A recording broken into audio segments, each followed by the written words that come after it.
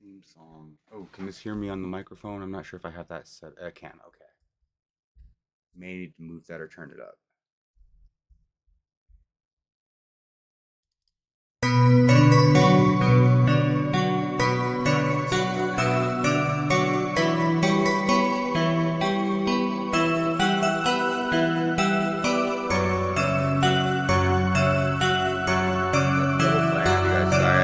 Have the audio set up this way.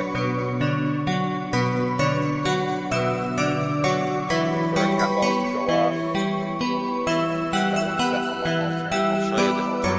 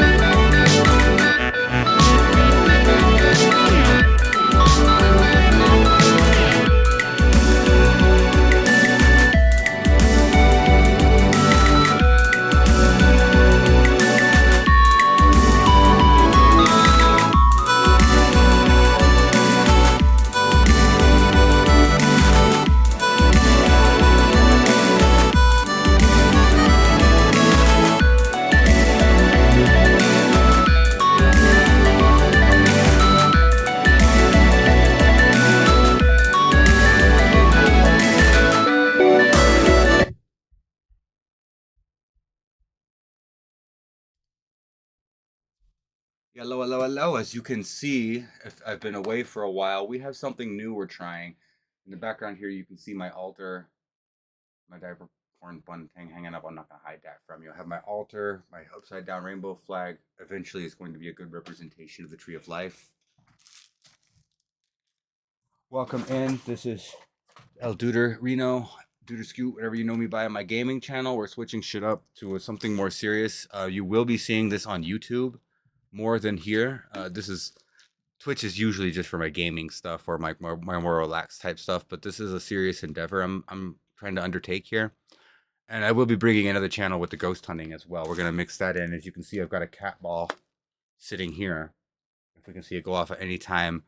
Uh, Fun fact: last night on my altar was the first time I ever had a cat ball go off on its own, and it did it multiple times.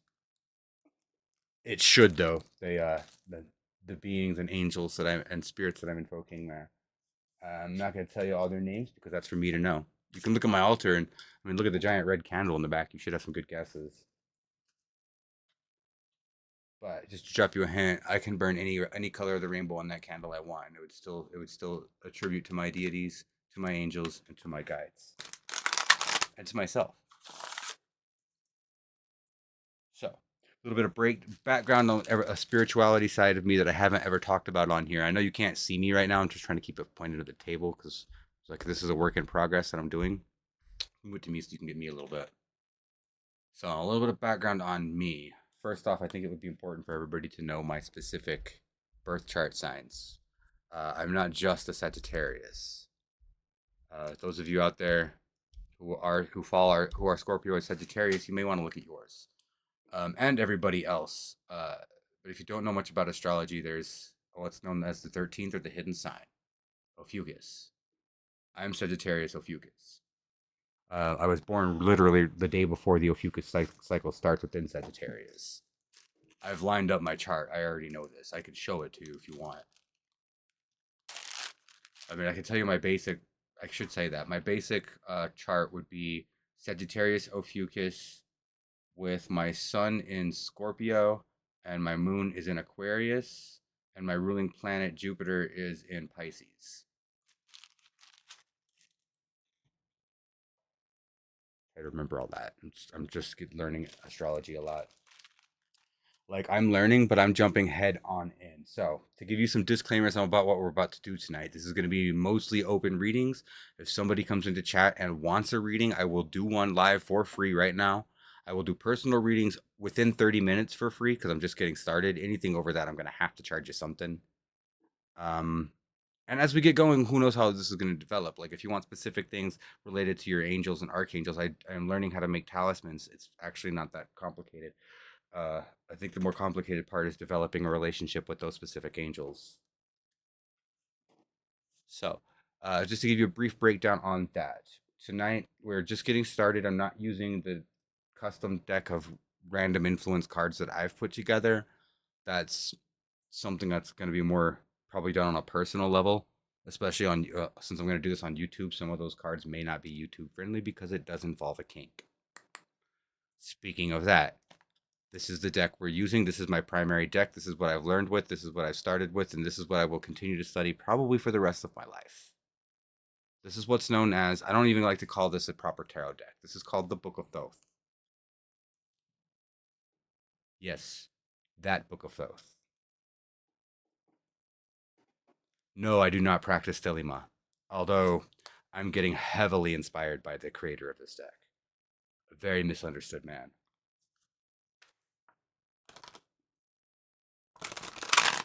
So, with that, these are general readings. Anything I say, if it resonates with you, please chat. Please drop a line in the chat. Please say something in the chat. That'd be awesome. If it doesn't resonate with you, you can continue to watch it or not. Maybe you're like me and you're just watching this stuff to get a general guideline on how to do it yourself. So, before we really get started, I will say one piece of advice that I've picked up through learning all of this and through studying, not directly with, but his free stuff is just as good. Joe Monteleone on YouTube or Mysticism Academy. Please go check him out. I wouldn't be able to do what I'm doing with this deck without him. I don't think he knows that. I think he needs the recognition. He knows that. I've never paid him for a formal class. I've never done a one-on-one. I would love to. Like I said, once you begin, and I think you could say this about any tarot, but it's especially through with the Thoth. Once you begin actually studying the Thoth, it's a lifelong study. Aleister Crowley was right about that. He was right about a lot of things. But let's not get into that. We're not debating the man, the myth, the legend. We are just using his work.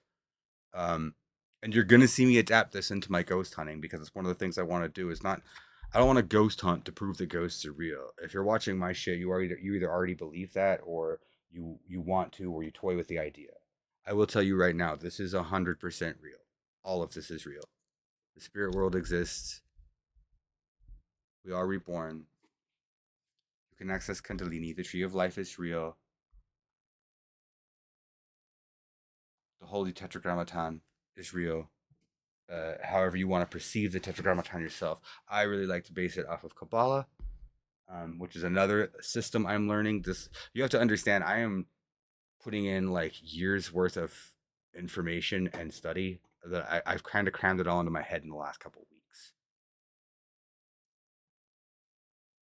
So without anything further ado, I think the cards are shuffled enough for an open energy reading. I will be referring to the book a little bit since I'm learning. We're not using the actual Book of Thoth because we could go for we could go all night just talking about the first like two chapters of that book without even getting into the arcana or the fucking numbers. But hopefully some of you have an understanding of this already and not just intuition based tarot, which is probably the best thing to use and it's probably what we're going to work with more tonight since I could literally break down the imagery on every single card in this deck for like 2 hours each and we would still constantly debate. So I'm gonna keep talking your ear off like that, building my energy up. It's the first time I'm doing this, especially for general. Hopefully somebody pops in. I should be getting one of my ghost hunting crew members in the chat here in a minute as soon as I send her a message. But what we're gonna do, I am going to grab something. No, I'm not. Okay, I got what I need. We're gonna go send that message real quick, and then we're gonna bounce back. And I'm just gonna do that here. I don't need to grab my phone. So, thank you for joining me on my new project. As you can understand why I've been away from my gaming for a while, I've been focusing on this. And as you're about to see, there's a lot to learn. And you'll never know everything. At least, not in the sense. Okay, we can keep talking on that. All I can say is that this resonates with you, especially with this deck, and if you're into tarot or want to get into tarot and this intrigues you, please look into this book. But do not get into it if you're not ready for the doors it's about to open. I do not use this deck for simple divination, which is what I'm going to do tonight. Um, but if you're going to use this for simple divination, then I think you really need to understand what this deck is first. You don't have to. It's the cool thing about all of this mystical stuff is and esoteric stuff is if it seems to make sense to you, then it works. What I'm saying might be right, might be wrong. I don't know. So we're gonna have a couple more disclaimers after that, but let me send this message to her real quick so I can get her in the chat.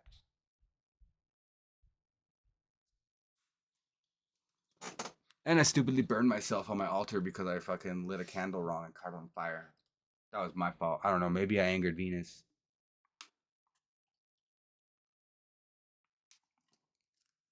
I don't think so. She doesn't get mad at me when I talk shit about her daddy. So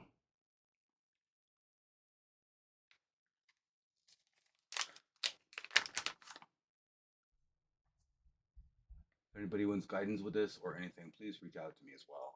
I'm no master at all, but that's kind of what I'm working towards is mastery. So, and like I said, I'm Sagittarius Ophiuchus.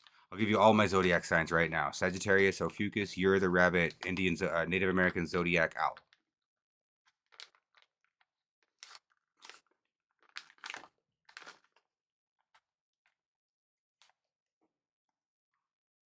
And yes, I have started to access at least my first two chakras. I don't think anything beyond four because anything beyond four is a huge leap, and I have definitely not released that kind of energy within myself yet. So if you're expecting me to be a fully awakened mystic, not there yet. But hey, let's walk this path together. Maybe we can both awaken together.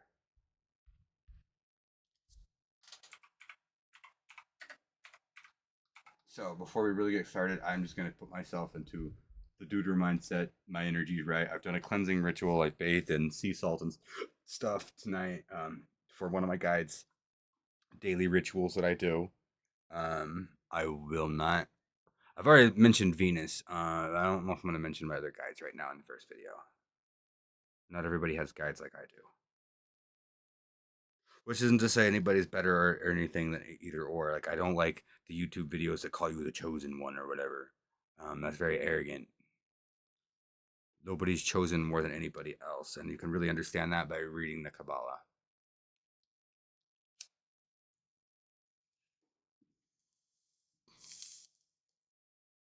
If you do practice palmistry, I don't know. I do have a very rare double crescent moon on both hands.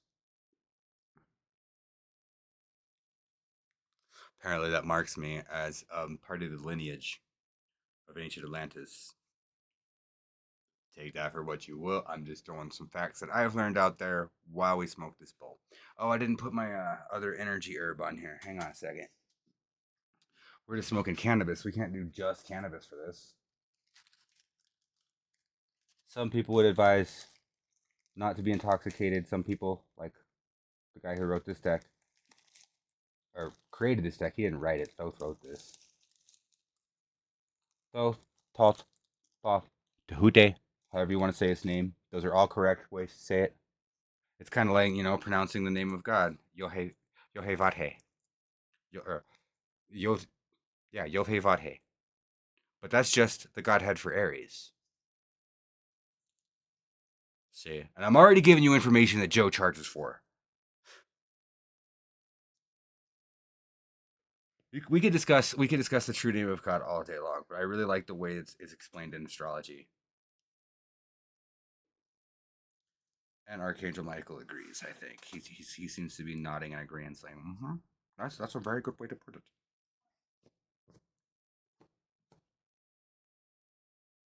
We're not going to invoke. We're not going to protect. I've already done that. My vibrations are pretty high, and I'm pretty well grounded with my guides and stuff with what I'm doing. But I will give you an overview of my table here. I've got some loose collections of birthstones for me. Some citron to represent topaz, or the god topaz, basically. It's not actual topaz, but the true color of Sagittarius is turquoise, the true stone. So I have some turquoise. I have some lapis lazuli there, probably more for Ophiuchus knowledge, also for my guide. Some serpentine, just to recognize Ophiuchus, because he doesn't have an official stone.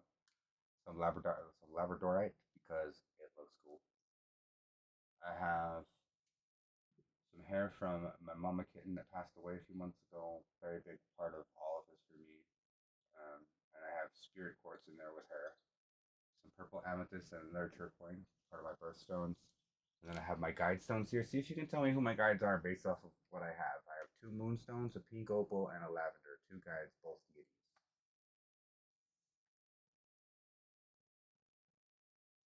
This represents my personality. Skulls, skulls. Life and death of Fucus, you might get that. Rabbit. We have a K2 meter we might use here at some point if the cat balls go off. Pay attention to that. And then some selenite just to, protect from any bad jujus that might want to come through. If you think they're opening gateways and this is satanic and stuff, then you've listened to your Christians the wrong way. One of the most powerful and the most commonly used and most widely known deck in the world is a Christian-themed deck created by a Christian mystic, the Rider-Waite Smith.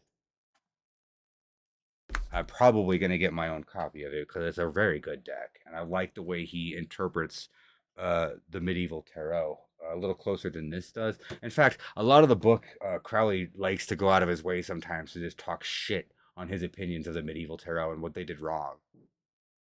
And like I said, when it comes to mysticism, there is no right or wrong. So before we start, let's just do one short general reading for the opening for everybody. We're going to do multiple readings tonight. So let's start drawing off the top of the deck, flipping backwards. I do shuffle in a very weird way that I don't think a lot of people will like. Sue me. I also read reversed, which is not what you're supposed to do with this deck. Sue me. So, I did not ask a question. We're just opening the energy to an answer or to a suggestion on where we should take the stream. And we draw Cruelty, the Nine of Swords, reversed. That is really cool. It's a very positive opening message here. You would think it wouldn't be, especially called cruelty, but it's cruelty reverse. Think about that. If you think about it in its opposite, which is not how I usually read reverse cards with a Thoth deck, but that's where we're going with this one because that's what it's saying. We have the dripping of the blood off of the tips of the swords, and they're pointed skyward instead. So they're not falling, they're rising. They're transmuting. This is just my intuition. I'm not going off of what the artist or Crowley interpreted here. A little bit maybe, but then we also have a huge symbol of male fertility, but it's reversed. So let's take that as I'm a gay man giving you a reading because I'm gay. I consider Joe my master because of all of what I've learned from him so far, and I've never given him a penny or taken a one-on-one. I really want to, but I still consider him my master. I've never gained this kind of knowledge this quickly from any other fucking person about this stuff without joining like a crazy cult or something. Don't join cults, guys. Figure this out for yourself. It's the best way. You could join a cult if that's what your life path is, I guess. But you might hear me talk a little reverently about like the Order of the Golden Dawn or Aleister Crowley himself. I don't hold anybody in regards. I don't put anybody on a pedestal, especially the more I learn about this, because we all deserve to be on that pedestal because we all share the same vibrations in existence and our and in consciousness and all of that. We could go deeper, but let's draw a third card. Let's open this up. We're gonna do three cards. It's just gonna be a step by step to an overall meaning, and then we're gonna tie the theme together with an oracle. Prince of Discs. Big virile bull symbol in the middle. Wow. Yeah, I think this is the right idea. I should have waited for the YouTube verification, but let's just do this. Should I draw off the top or should I draw somewhere else? We're gonna go off the top. This is an opening step. We need to get the other one. I could explain this more, but this is feeling like a very positive opening reading, and I've never done this before. By the way, this is my first time. Nine of Wands. Yep. I'm not sure if I can share what that means to me. It's very good things though. Very good vibes we're getting right now. This is cool. Nine of Wands means maybe I'm one step away. I'm seeing that. Okay, so we got the good side. There's always a warning and everything too. So let's see what that says. We're gonna take the warning messages. I am gonna refer to the book here soon. That's what I was getting up to get. Not the Thoth book, but there's a side guide that goes with this really well too.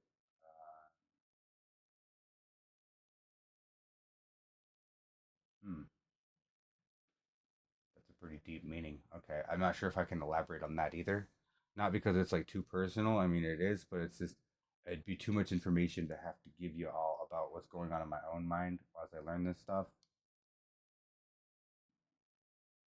It's very fun to be sharing this with an open audience. If there's anybody watching or not, I don't care. It's just really this is this is way more beneficial than just doing personal readings right now to myself. If this resonates with anybody, please say anything in the chat that you wish to resonate with. If you want to see the cards or you want me to show you a specific card, I will do so. So, well, actually, let's go ahead and start off with this one. I went with no basic general idea. I just did a basic three card spread.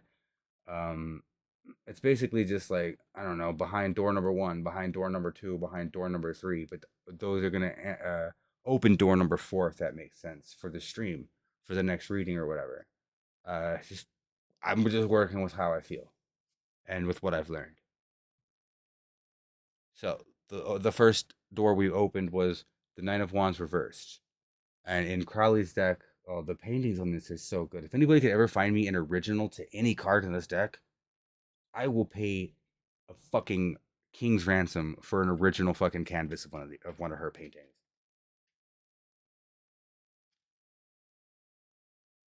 Look at all the holy geometry in the background. Sacred geometry, holy geometry. The golden drips. I've never noticed that before. See, I notice stuff in these cards that I've never seen before. Every time I look at them deeply.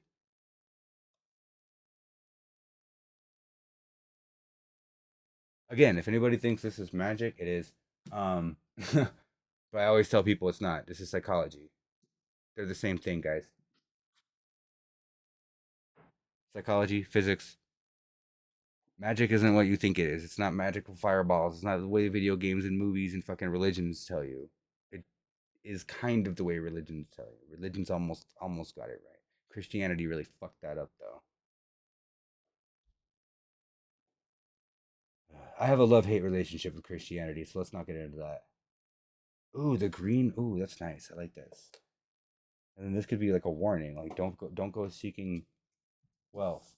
Don't go seeking wealth for this. Like I said, I do want to turn this into a job if I can, and my ghost hunting, but it's not for the money. I mean, I want the money because I want to be able to sustain myself without having to do a day-to-day routine for somebody else on their dime, on their time, while they get rich and I can barely pay my bills. I'm gonna spill my heart out a little to you guys. I think that's kind of what this is telling me too. It's just don't be afraid to be open on the microphone. Let me know if I need to turn up or anything too. This is an experimental setup. I've never done this. So I think I've got an overall good theme here. I didn't show you the last one. And if you're familiar with the deck, let me know. Here's the Nine of Wands. Not an overly impressive painting to me. I would still love to have it on a canvas. And it's got a lot of imagery and themes behind it as well. But there's just some that you could go into without knowing anything about any of this, any of the theology, nothing. And some of her paintings will just like the instant you see them, it just takes your breath away. We are going to split this deck. They're telling me two. They're telling me one off the top or one off the middle, and that's cool. That's a good way to tie this together. I could explain these a little deeper too. There's not a lot of deep meanings behind these. Oracle's way different. Oracle cards are really cool. So this is really cool with the overall theme we've have. There's no names that I've given to all of these cards yet. I would call this one so many atoms. You get to control so many atoms, more than you think you can, more than what the mundane world tells you. I'm just learning this. It's real though. I'm not a mumbo jumbo. I'm smoking a little weed. I got some Blue Lotus here. We haven't even lit it yet. Accept how you feel, then move through it. I do feel like I should give you the little explanation from the books here. Because the way I like to use my oracles, specifically this deck, is I like to take how I feel for how I feel. But I like to give the book to whoever I'm reading and have them actually read the little bitty definition for the card in there. I mean, the picture and the message already kind of make sense, especially with the overall what I'm getting here. This is really fun. A little tutorial on how Duder does tarot.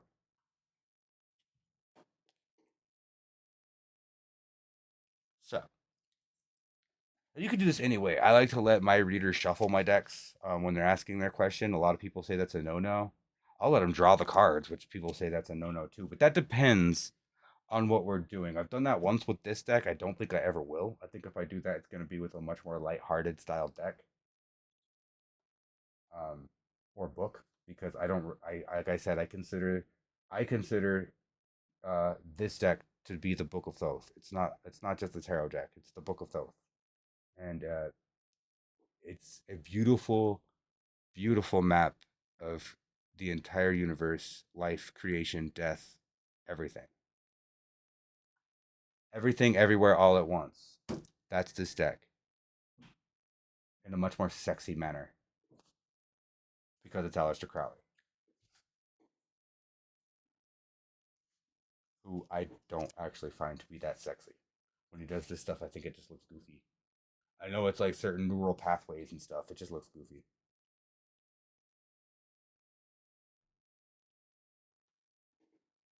So, to explain what's going on here, and this is kind of giving an insight to me. I think we do need a third card, but we'll do that last. and then I'll explain exactly how I usually adapt Oracle into my readings.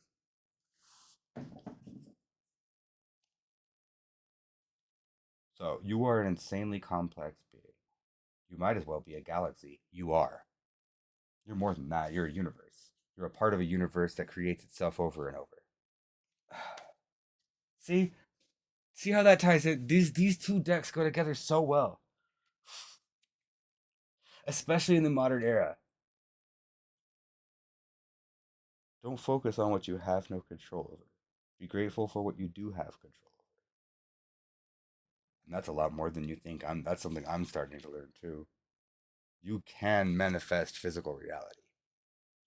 I'm just gonna leave that there.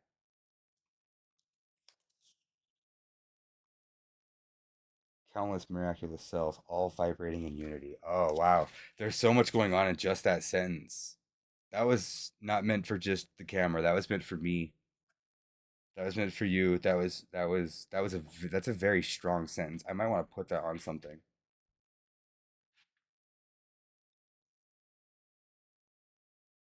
Vibrating cells and unity and countless, all very important keywords there. All right, yeah, we need to flip another oracle. It's telling me to flip this one. Take a break from small hell you've designed for yourself. This is one that I'm only just learning how to really conquer for myself, and I'm not there yet, but I'm making bigger steps in this than I ever have in my life. It's interesting that that falls under the Nine of Wands. So now this is something I normally when I read Oracle, I pair like one or two. I decide a number of cards to pair with the theme based on the spread, or I will pair each card with the card that I draw, to give a deeper, broader, more a bigger message that you can possibly take from it. And that's kind of what I'm doing here. Like I said, I've this is all just I'm just going with it. But I feel like I need to now that we've seen all of them, put them where I think they should go. And I think this is it right here. And I think basically these oracles are pretty much explaining what you should take out of these cards right now and the way that I'm understanding and reading them. You can take it how you want to. I'll show you the spread. If anybody has any ideas. Oh yeah, spicy psychology. This is fucking this is the Order of the Golden Dawn. This is Aleister Crowley. This is Thelema. This is Kabbalah, the Tree of Life. There's a lot going on here. Oh yeah, astrology, Christianity. A lot of heavy themes there too. My own personal stuff that I'm adapting to all of this, mixed with my respect and understanding for science, because this is science. This isn't fucking mumbo jumbo.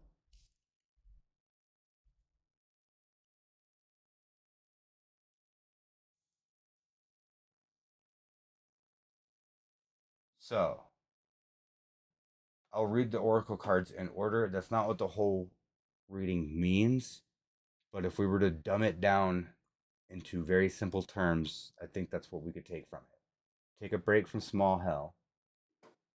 Nine of Swords does represent personal hell. It can, at least it does to me, especially the way it's represented.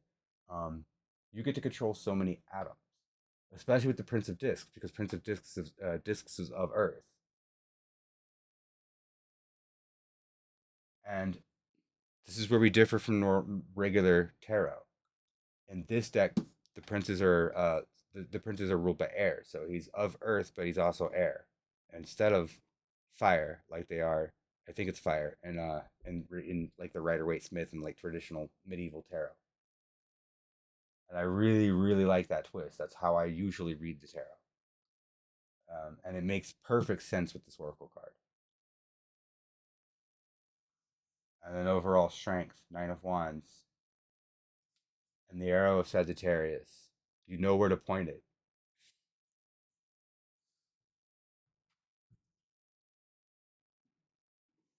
That's cool. I'm sorry, that got me a little emotional. The oracle cards were not in the right order. They are now. That's cool. All right, let's try a new one. Let's get a little clearing out. Let's smoke some Blue Lotus and some cannabis.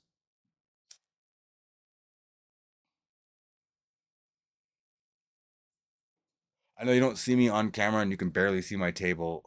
Just trying to get this going. See, I can't tell how many viewers I have. But yeah, thanks for watching. I'm assuming that that is Kai. Uh, if you would like to become mod status Kai, I will totally give you mod status too, because I could use an actual mod on my Twitch. Jaiko's a mod, but he never watches my Twitch.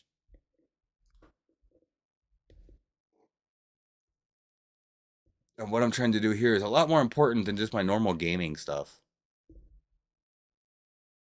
Cool, I will give you mod status on my next break when I can actually get to my keyboard. This is an experiment in this type of stuff, streaming and stuff too. I'm not quite sure how I want to do this as a medium for entertainment or viewing. I mean, entertainment or insight, I guess I should say, because that's kind of what ultimately I'm trying to see if I'm good enough at this to actually get real clients. I think I am,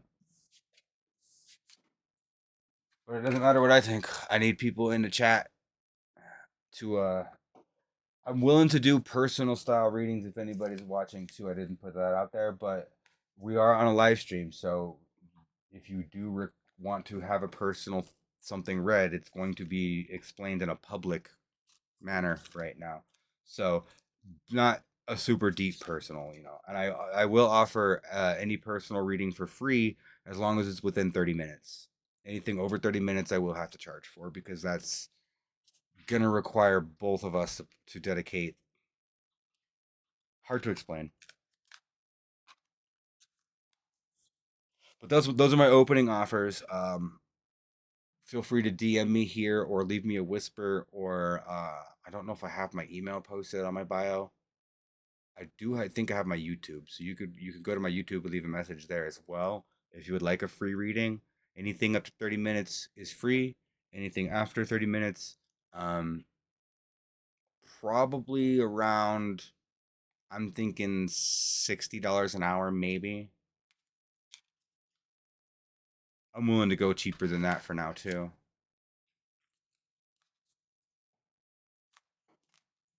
But like I said, anything up to 30 minutes, I'm willing to do for free.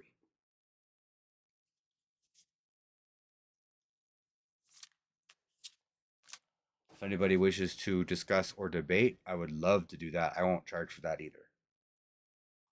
Why would I charge for that? Theories on Oracle or Tarot or mysticism in general or different theologies on religion, mythology. I guess this is something I've just always been into. I just never really realized it until I started to piece it all together with different aspects of other things I enjoy in life and cultures and stuff. I've always thought it so at the back of my mind. I was like, this shit is all tied together. Like it's all one thing, and it is. It is. It's all tied to the tree of life.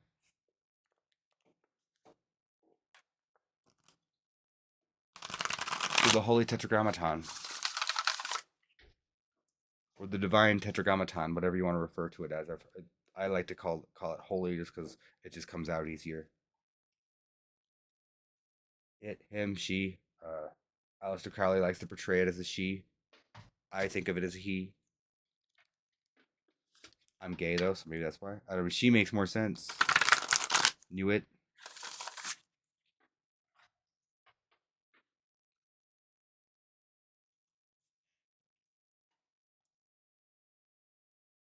We do have a fellow mystic misfit watching as well. Please welcome in Kai.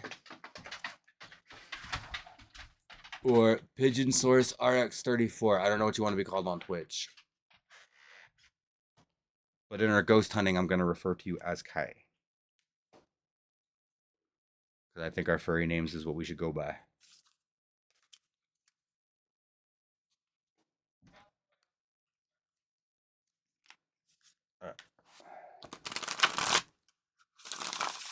Heck, if we got a good enough signal, maybe we'll do a little bit of a live stream from the third bridge too. That'd be fun. Do like an Estes or an automatic writing session with the cards.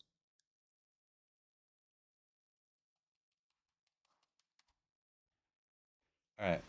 General open. I'm gonna have to do it probably another shuffle here, but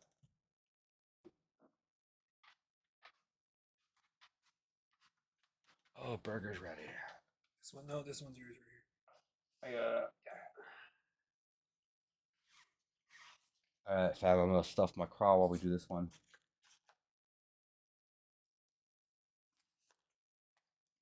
I haven't had any of the cat balls go off yet.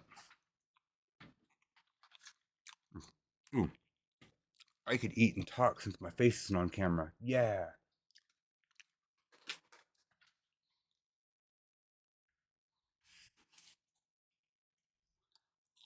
Mm.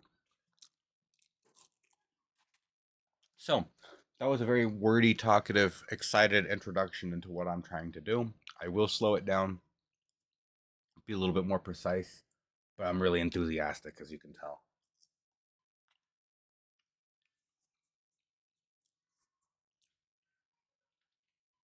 This is something I never really expected myself to be doing, but now I don't want to stop.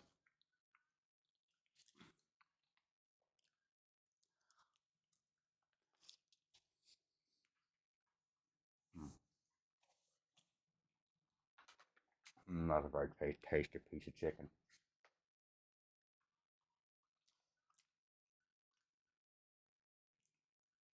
Oh, speaking of Kai, I wanted your opinion. I was thinking about picking myself up a Rider Waite Smith deck, which is very heavily Christian themed. It's kind of similar to yours. I think yours is based off of it, like the hollow one you have. If you know much about Rider Waite Smith, you know he's a Christian mystic. But I was thinking about pairing it with a demonic oracle. What do you think of that?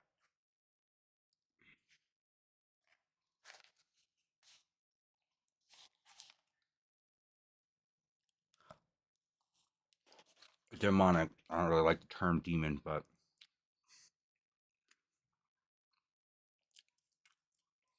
cool. I think it would make a pretty good um, pairing because it represents the duality of all things. Oh, the brain skull.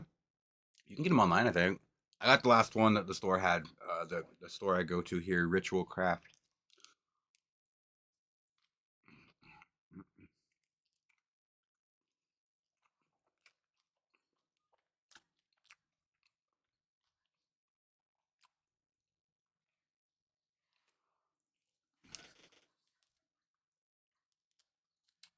Mm.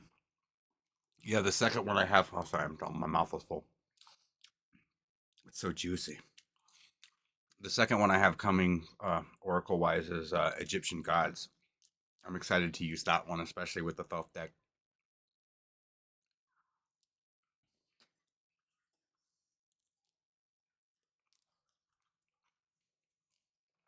Mm-hmm. Oh, astrology is pretty simple too. I mean, the math behind it is not. Yeah. Oh, I love Egyptian anything too, especially Egyptian and Greek myth tied together because they do tie together really well. And there's a lot of the same deities and same things, same principles. Deities from one exist because of the other. Like, I guess I could use Ophiuchus as an example because he exists in Egyptian lore too. In mortal form, he was I forget which Emotep he was, but he was a pharaoh. And then in Greek mythology, he was Ophiuchus. I can't remember how to say that.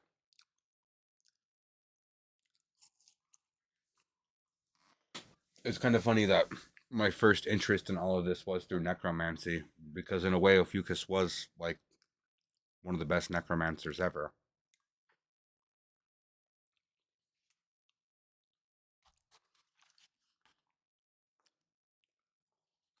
I'd say I don't practice the dark arts, but the more I learn about this, the more you're right, Kai.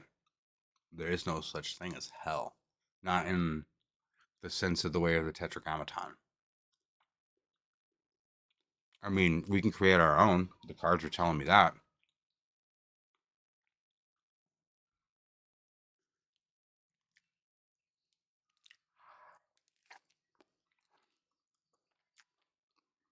Yeah, if you really want to understand like the basis behind, I think what tarot actually is trying to represent, at least the way Crowley took it, and I really like his version, then like study like ancient Kabbalah and um, I mean study both Kabbalah with a K.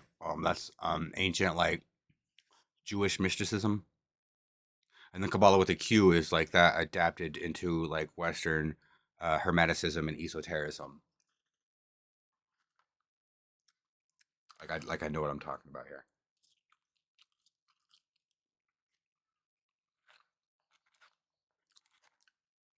Mhm. And if you really like Aleister Crowley's take on things, I would suggest reading like the Book of Law.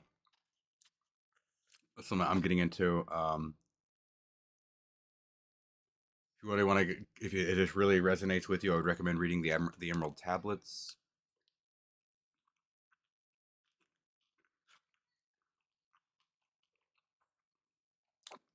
We'll get back to you on that because I got a list of books that I need to check out too.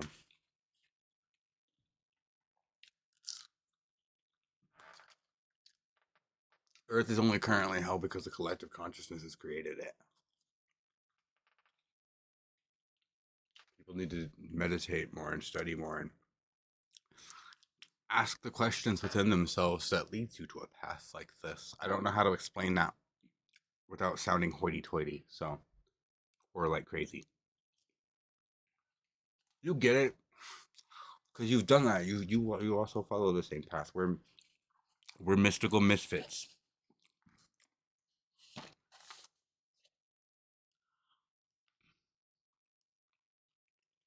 Sorry, I'm taking an eating break. This cheeseburger is dank.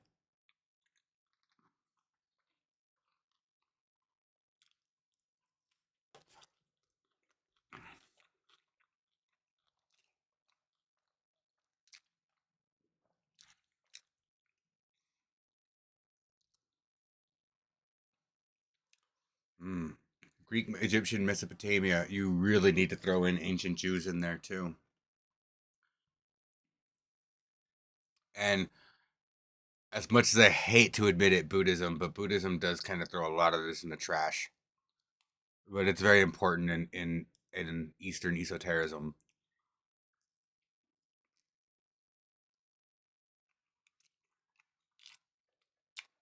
Hey, I'm only just getting into the Kabbalah myself. That's why that's why this deck is so different than like the Rider Waite Smith.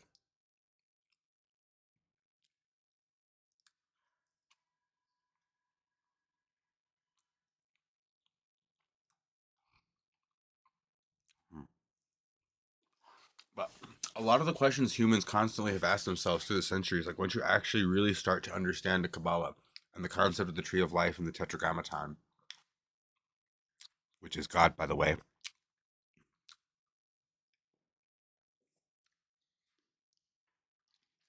a lot of the soul searching answers that men have never answered start to actually kind of make sense. Ew, and now we have a bot coming in advertising their shit. Hang on a second. I gotta take a mod action on this. Can I? It won't let. What? What? Oh, it's because I have to do it from the actual website. Hmm. Hang on. Oh, we'll just leave it there. It's not worth. It's not worth putting you into a double loop audio.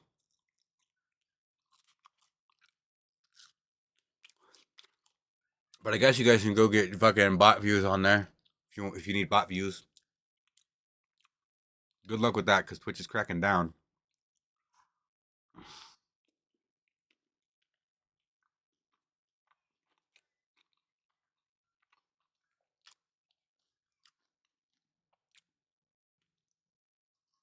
Mm. Okay, two more bites. I'm gonna step aside to grab this book and make sure I don't have any candles burning too low, and then we'll do another one. Oh man.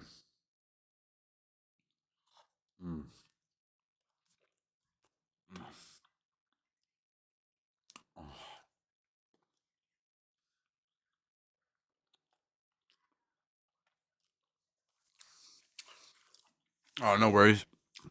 In fact, I think mobile views are actually better for my analytics. Sorry to talk with my mouth full. Oh, that was good. Oh, that was such a good burger. Okay. Grab my book because I haven't done all of the, at least the basic 10 breakdown symbolisms of each card. So I might run across something that I might need to look into a little bit more to make this a little bit more exploratory.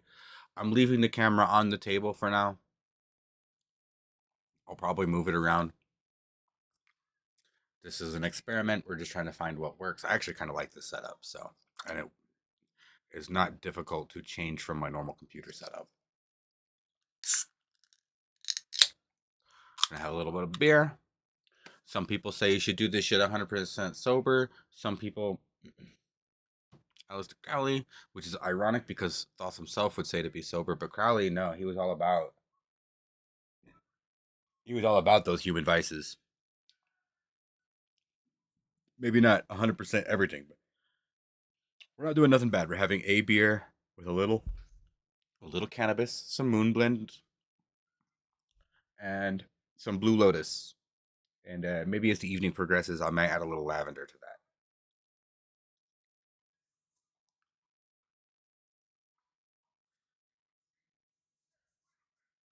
We got our K2 meter, which is not on right now. Let's go ahead and turn it on, actually.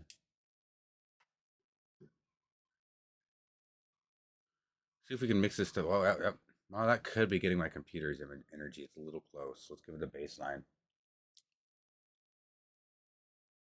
That was definitely not my computer. It could have been a little residual from my computer, yeah. Okay, this actually is, I forget. There's an interference upstairs too that I don't know what causes. This might not be a good spot to use the K2. We'll give it a shot. If the cat balls go off, then I'll know. It's not doing what it did last night. But I'm not trying to. I also ran a big cleansing thing today too, so I might have got rid of a lot of those energies.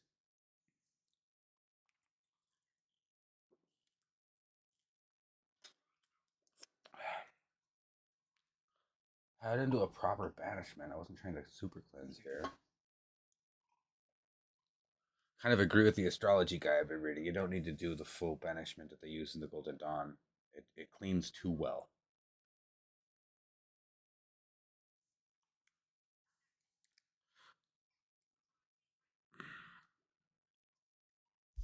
Forget his name. One of the archangels, but that's who you should use if you gotta do a big time banishing. You could use one of my archangels, Michael. He's pretty good for that.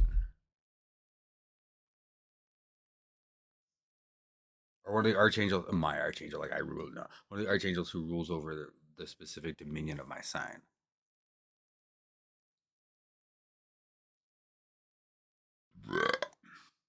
And I use angel. Don't think of that in a Christian sense. I mean, it's the same angels, but you can think of that in a Christian sense if you wish. I'm talking mostly to Kai because I know her and I probably have a little bit more of a love hate relationship, and she's just more of a disdain, which is fine. Christianity is one big reason why most people don't inherently like know this or why this isn't taught in schools. You could also blame esotericism itself. A lot of gatekeeping in the occult community.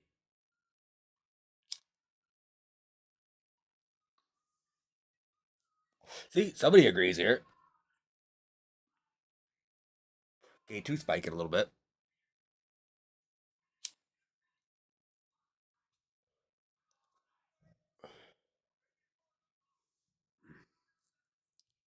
All right, if you're gonna stay at the yellow, then we're gonna use some cards to try to communicate. Are you cool with that? If you're cool with that, spike it to the red.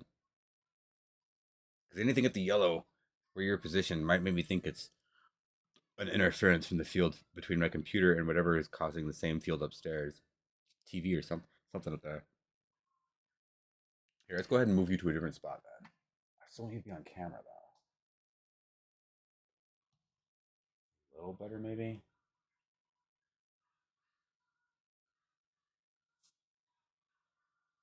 Oh, that spirit quartz has definitely got something going on. Yeah. All right. Okay. Here, let's move you a little bit north here so we can see.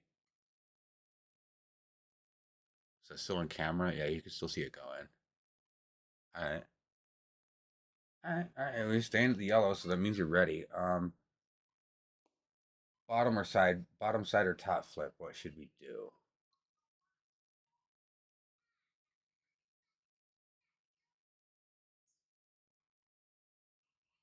Oh, does that have something to do with like Lilith and stuff? I didn't know that. I'm sorry, I didn't know that. I just thought you like just didn't like them. All right, okay, that makes a lot more sense though.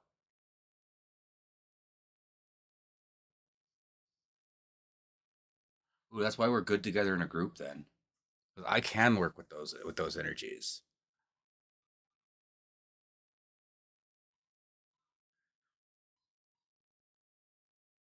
Oh, and you're a specialty in those energies. Oh yeah, we're perfect for a ghost hunting pair. Hopefully, we can get some stuff to make the audience agree. Look at this, we're staying at the yellow. Even with my electronic interference, I don't get that right here in this room. All right, let's go ahead and ask the first question. I'm gonna do a side flip. That's what I keep seeing. So, the sun reversed. Ooh, interesting. I don't really know what the question was. This is just open. So, however, this resonates with my interpretation. If this resonates with you, I'm not reading for myself. See, and we're not even gonna get into these Jewish symbols here right now. So this is the Jewish. That's the Jewish alphabet. Part of what makes up what's called the understand the tree of life, the Godhead. What do they call him? Yod Hate or no? I gotta get my book. I forget how to do the Jewish words.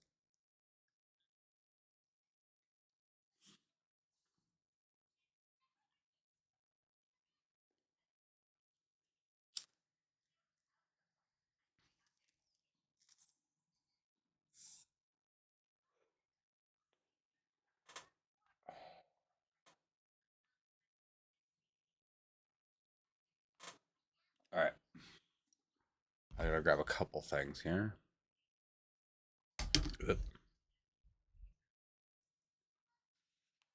What kind of spread should I be doing here?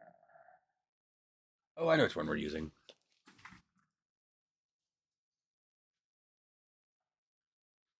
Maybe I'll show you one of the ones that I've invented recently that actually worked really well.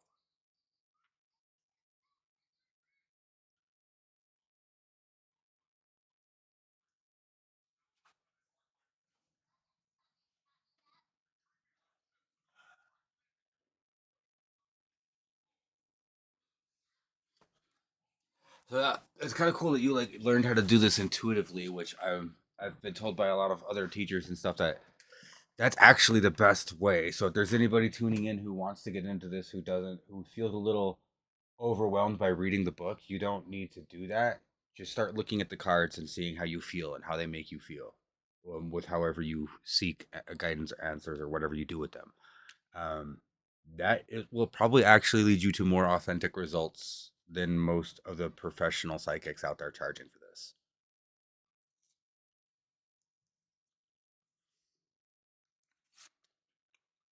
Not saying it's not important to understand the text as well, because at least for me, it really is.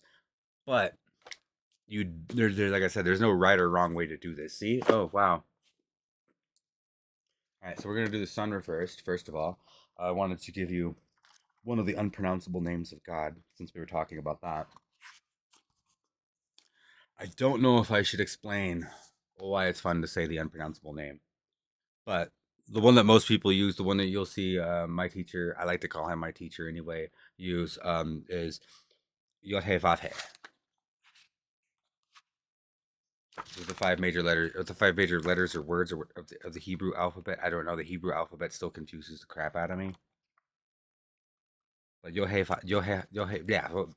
Vate, which is the name, one of the names, unpronounceable names of the Holy Tetragrammaton, or everything. Yes, that includes the dark forces. All right. One thing I didn't do that I need to go make sure is that I don't have any candles. Wait, no. Okay, I already blew out all my candles that are fire hazard. If I let them go too low.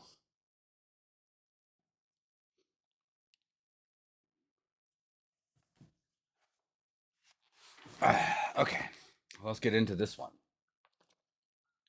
We are trying to communicate with. This was an open reading, but I think I'm going to try to communicate with whatever's powering this K2 right now. So, first question. I'm going to use this basic principle of this spread, but I'm not going to use this spread exactly. We're going more off intuition. Oh, maybe I don't want to use that. Hmm.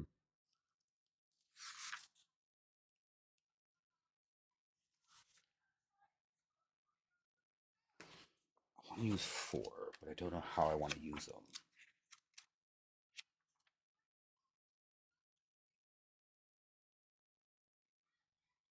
Here we go. This one will be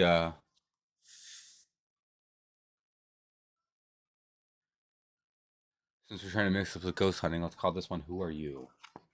The sun reversed. So let's get a little bit of imagery from that. I'm gonna hold it up to the camera for you for a while. My lighting isn't the best for this. I'm still experimenting with what's gonna be bright but not glare on the screen too. Oh, I can increase that a little bit though.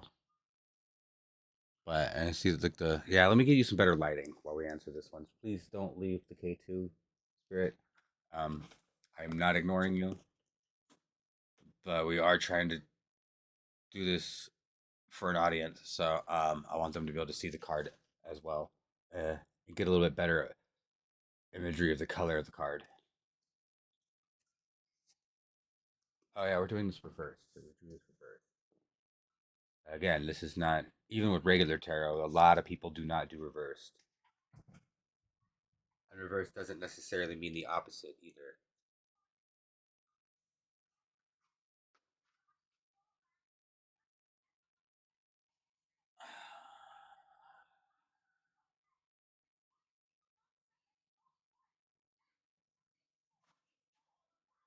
Are you watching bigger, longer, and uncut?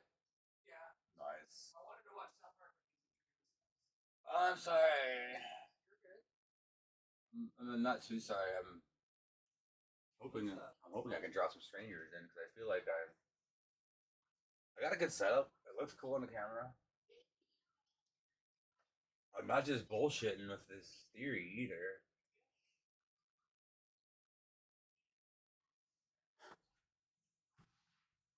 All right, we're back. Got the brightness turned up a little bit. I didn't change the color, but let's see. Yeah, it gives you a little bit better, I guess. You can see the. And then we have the symbol of the sun here, I think, or is that Mercury? I don't remember. And then we have this symbol here. We have these cherub twins with two light, a darker and a brighter symbol on the bottom with Cancer at the bottom. We have Libra here. Okay, we have the whole zodiac here. I wonder if the specific positions probably are important. We have Gemini, Taurus, uh, Capricorn, Pisces, Aquarius. Is that Ophiuchus? No, I don't know what that is. I don't think Ophiuchus would be on here. We have the Holy Lion Aslan, Jesus over here, I guess. Yeah, Scorpio. Yeah, that's the whole zodiac, I guess. Without Ophiuchus, of course. I think. Let's count that. Yeah, of course he leaves Ophiuchus out. He's not officially part of the 12. The 12. He's a little bit on the outside. That's why his planet is Chiron. Chiron. I don't know how to say that. All right, this is reverse. So, how are we going to take that meaning?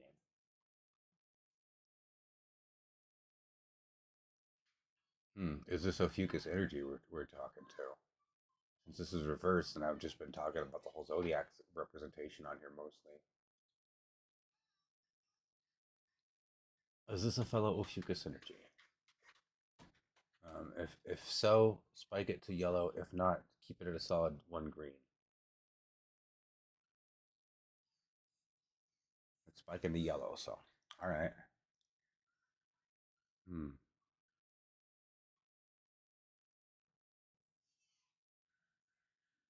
Oh, let's break down the imagery a little bit more. Maybe I'll get a little bit more clues. Right? Are you cool with that? You just spike that to yellow. Maybe past the yellow would be even cooler because keeping it at yellow is keeping this kind of inconclusive for me, considering how close it is to my computer.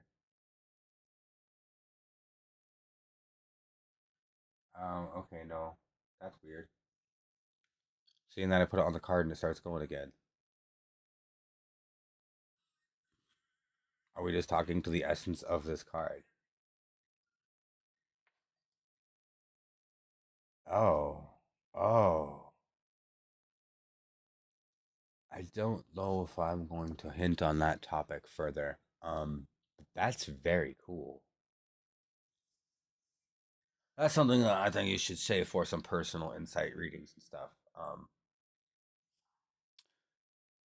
Kai, you're watching. You already understand what I mean. I mean that's not for you. You already get it.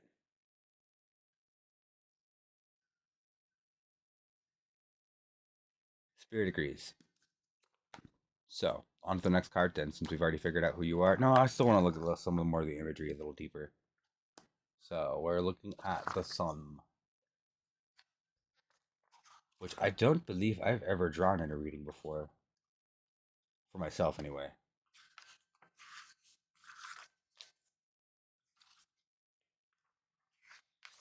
But I've only really just been getting into this recently, so every time I've done this in the past has been kind of like half-assed, if that makes sense.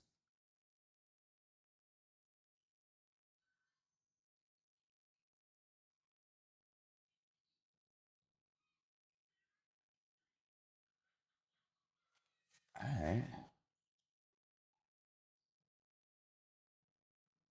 Wow. Okay, that's a cool quote that just comes with this card here. And it kind of fits the thing we've been talking about. It says, "Love God and do as you please." I'm not talking about God in the Christian sense. If you understand what we've been talking about, it doesn't even have to be the Tetragrammaton. That's just how I'm representing a way to personify it, and for your mind to like think about. It could be anything to you. Because guess what? You are consciousness in your own reality.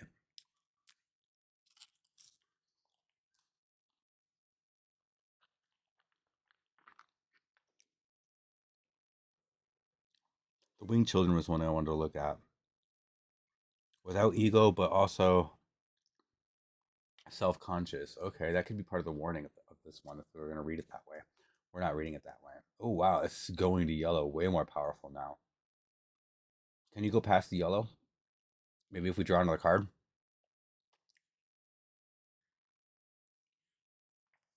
All right. I still want to break this down more, though. This is really fun. The Zodiac Wheel and then the Rays. Again, this fits more of my theme. Every person possesses their own sun. Light and shadow both are one's no more inherently good or nor evil than the other. Like those are concepts that we assign things to get out of personal responsibility. I guess is a dumb way to put that. You're kind of agreeing, I guess. I don't know. It looks like Spirit might be laughing at me. What do you think with this K2 thing? Let's see if we can get it to go past the yellow on the next card here. We're going to flip this one this way. Princess of Wands. What's with all the major arcana? Oh, I know. This is a court card. Prince of Wands. I thought it was Princess. Prince of Wands. Oh, that's cool. That's really well done right there. Oh, this one would be a cool one to have on like a fireplace mantle or something. That is very cool. So, this question is more of a where do you come from?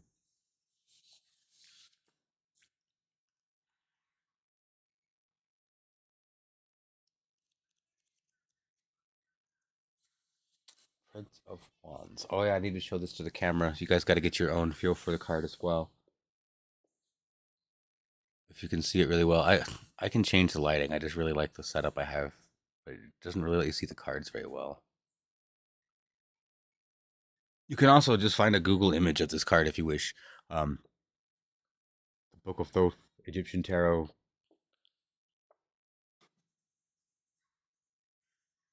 It's really cool. There's so much going on here.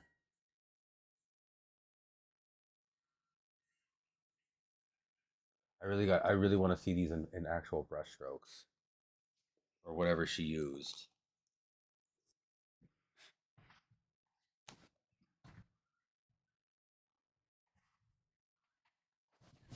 I'm gonna wheel myself in a little bit so you know that I'm a real person here.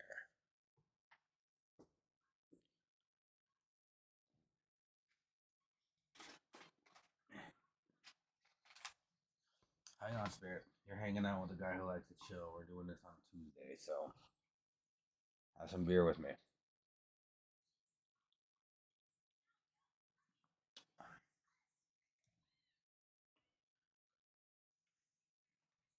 I wonder if we can tie these two together to get a name. Maybe. You don't have to give me a name. We're not here to identify you. I'm just here to prove that this is cool and I can mix these two things together. This is real. Of course this is real. If this wasn't real, I wouldn't be doing this for you. Everybody thinks this is a meter I've messed with or anything. Please enlighten me on how to do that. I can show you the meter itself. There's no buttons. I can take it apart for you. I will guarantee you anything you see on my channels will be authentic. Unless it's obviously a joke, of course, if we're doing it for humor purposes. But anything that you see as far as ghost hunting, this kind of thing, I won't joke around with this. The more you learn about it, the more deeper respect you have. All right, sorry, Spirit, we got sidetracked. Prince of Wands.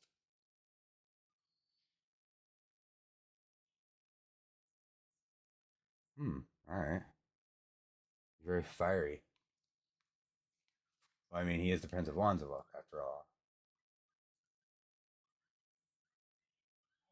I didn't notice he was naked. That's cool. That's hot. Representing lust and passion and fervor. It's pretty sexy. I'll say that. It's pretty sexy. You're pretty sexy, Spirit. Oh, you don't like my compliment? Okay. Maybe you're not gay. I'm sorry.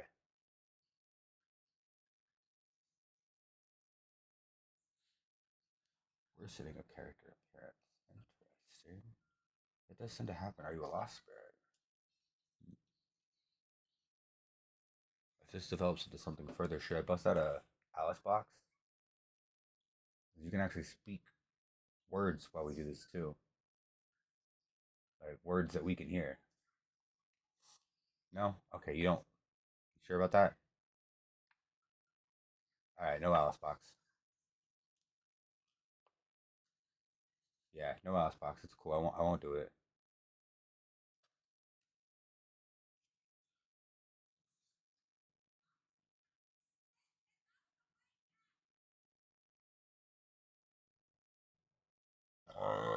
Mm. Okay, that's what represents the phoenix there. I knew there was some phoenix representation in here. I just wasn't sure how to tie it all together. Oh yeah, you're very, very much an Ophiusish soul, or Ophiuchus soul. I can feel it.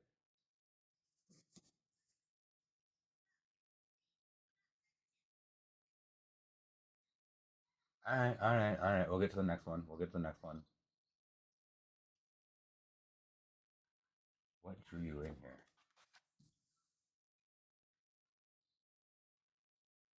Hmm. With Jupiter represented there too. Hmm. Cool. Is this one of my angels?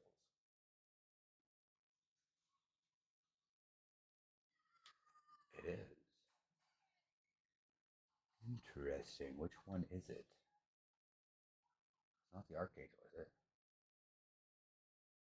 Okay, no. Okay. Is it even an angel of Sagittarius?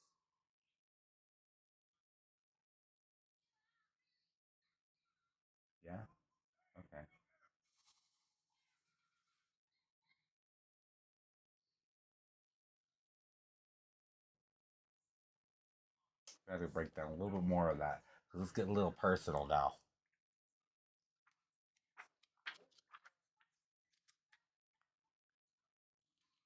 Not my intent here, but I'm cool with it as long as it's not gonna make me say something embarrassing.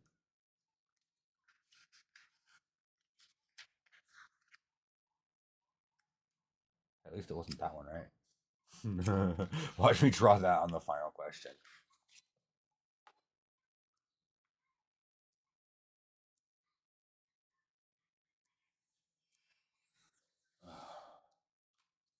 Where are you? This is an interesting card with this. They've got the luck here. I call it fortune. The proper name of this deck in the deck is luck, I think. Or I don't know if he uses. I think he does use old school virology. So, no, yeah, they call them pentacles. But you can see the big heavy energy of. I mean, these are attributed to one element. This is another major arcana. That's cool. Fortune favors the prepared mind. Well, I'm prepared, and this is preparing me more. This is giving me more confidence in doing this stuff on camera for everybody to watch. If you want to see more of this, go to my YouTube, Duder Scoot. I'll have to put the link up. That should be up actually. I will be doing these more of this type of stuff on lives on my YouTube. So be sure to give me a like and subscribe there, please. And that would be greatly appreciated. I will do personal readings, and I will expand on that further too. I'm just getting into it, but I will eventually offer like astrological talismans if you need, related to any specific angel from any specific part of the chart that you need at that time. That's a work in progress, but it's something I'm wanting to offer to people.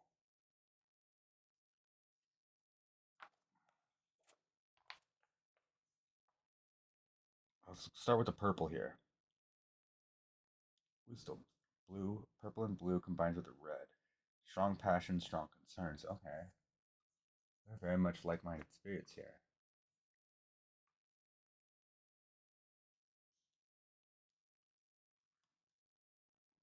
Oh yeah.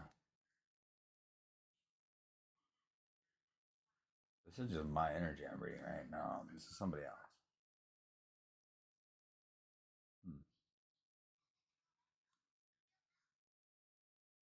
Hmm. I don't really want to say it out loud, but are we speaking with who I think? Oh, cool. Okay. Okay. We'll pound it.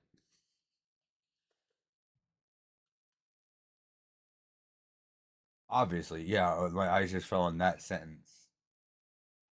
Okay. Cool. Cool. It's one of my guides. I'll tell you that.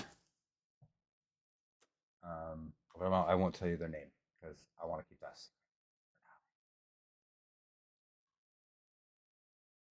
Actually, doesn't look like he minds.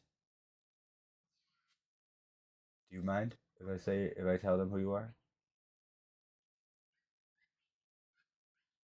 Okay, it looks like he might mind.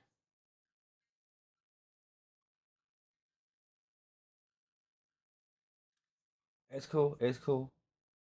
I know we're already. It's cool. It's cool. All right. Let's flip another one here.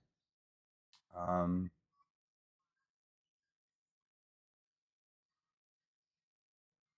Hmm, I don't know what to ask. The question that was on my mind won't work now.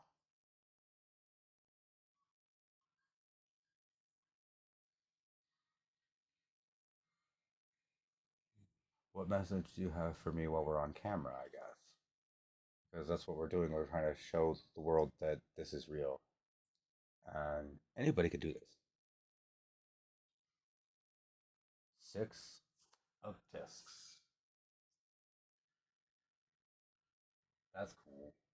That was a big confirmation. I think that you know we're all of this causality. and we're grounded to the earth within this realm, the planet. Oh, that's really hard to explain. Okay, okay, that weed's hit me pretty hard right now too, make me all tired. Speaking of, I know you're not a big fan of intoxicants, or at least I've heard vice versa on that with you. I don't know how you really feel. Doesn't look like you approve too much, but I know someone related to you who does, and I do, and you happen to be my friend, so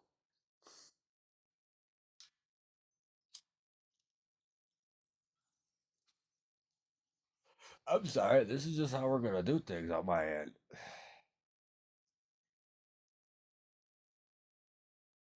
See, right now I'm having you approved of me taking a stance on that. Oh, you're messing with me over here.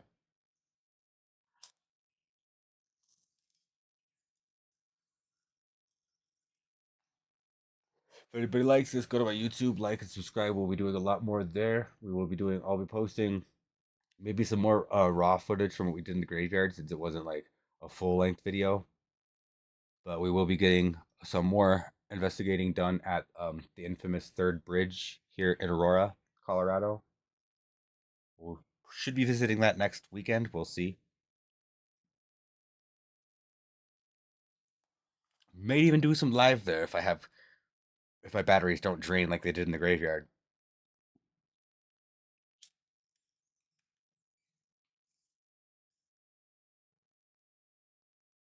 All right. So let's get a little imagery from success before we break it down with the oracle. Should I do a fifth card? Probably. I should be taking notes on this one too. This is something I could use for ghost hunting. Which I think is what kind of the overall message here might be, or at least an idea on that. Considering who it's coming from, I said that like I was like suspicious of you. That's not what I meant. We are doing 6 of these pentacles.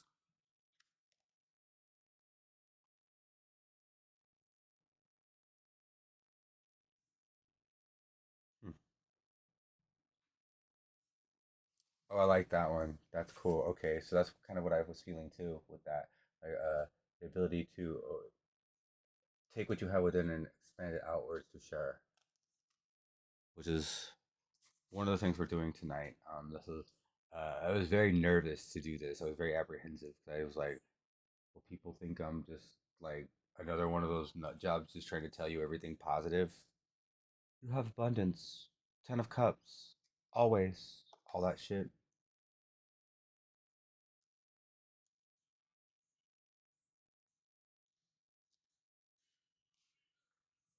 Hmm. I'm sorry, to be like take it that way. I'm still open to the whole idea of abundance and all that. I have wealth over here on my wall. It's just you see a lot of these people do this online, and it's just like it's always the same message, no matter what card they draw. And I'm like, okay, you're not actually reading the cards. Then you're just trying to fucking get an audience. You're just trying to sell shit to an audience, which is one thing we're trying to do. Don't get me wrong. I am trying to sell you a product. I'm trying to sell you a product that will enrich your life. Right now, we're doing it for free because I'm trying to get practice to know that what I do is a good enough skill to actually do that for somebody. See, my guide is agreeing here. My guide's helping me. This is like a training session. You guys get to witness, and we're recording this, so I'm gonna edit this and put it on my YouTube.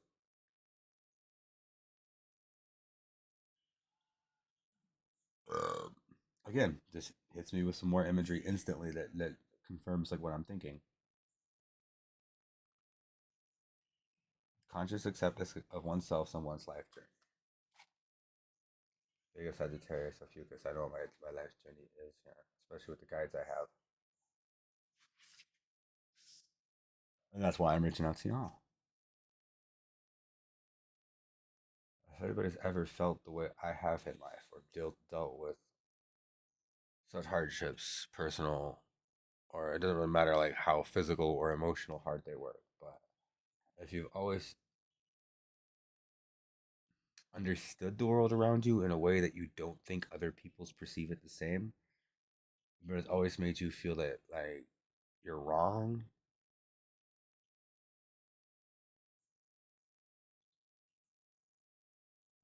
please reach out to me, DM me, hit me up on YouTube, anywhere, anything I have posted that you can hit me up on. So that's what I'm here for. That's what this is all for. I don't care what you believe in. I don't care if you don't believe in anything. I don't care who you worship, light or dark. Let's discuss.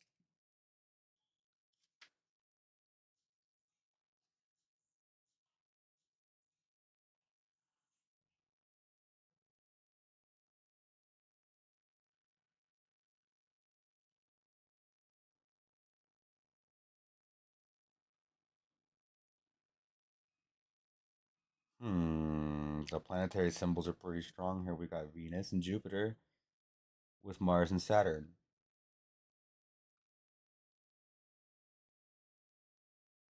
Wow.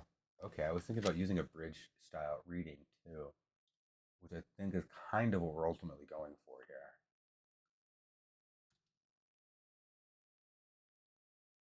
All right, guys. If not for just me, what message would you? What? Wait, let's tie these together with an oracle first. First, you know what I'm gonna ask though.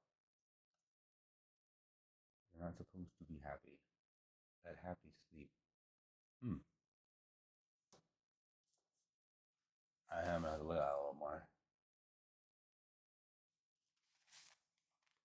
I don't know if it's my guy trying to explain themselves more, or me, or somebody else out there just watching in the void. This one's kind of a mixed signal with this oracle. Did I drew the wrong one? I don't think that's possible though.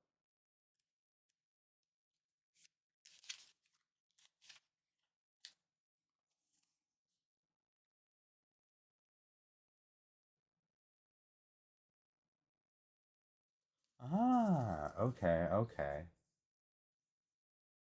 okay.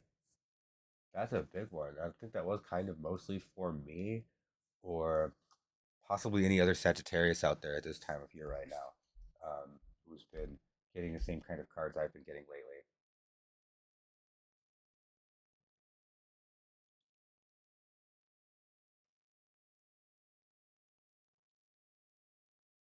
All right, so this will now finish the question with the overall message. If not for me, what else in this message would you have to say to anybody watching, or anybody watching in the future, or whatever time is written for them to possibly see these cards? Death. Pretty good. Pretty good overall theme, actually. Um, hmm. If I draw that card next, I'm gonna trip. Anybody who knows the brain skull out there, guess what card do you think I'm gonna pair this with? We're pairing the ideas of these two cards together with this one, and then we're gonna pair the final idea with its own card, or the final message of the overall chit chat we just had with one of my guides.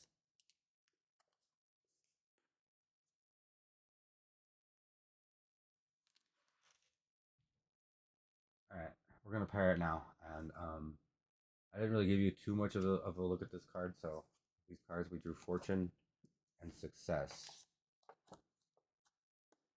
So this is more like a who are you, where you come from. This is more like a why are you here, what do you have to say type thing. What we're asking here with the K2 going off. And we have success and fortune.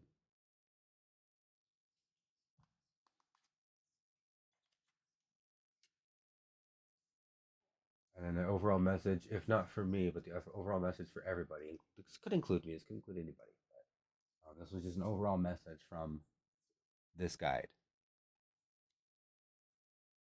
It said it was one of our angels, but it's not listed as one of the angels under that. Oh, I wonder which alternate names you go by in other languages. Ooh, that's a discussion for you and me to have.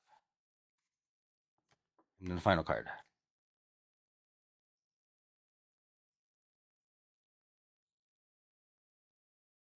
Ooh, realize the subtlety of like the spiritual aspect of that card. That's really cool. And then you have the fish swimming through the serpent, the skeletal form of man, the scythe, the skeleton king. It looks like he's slicing through the geometry of reality.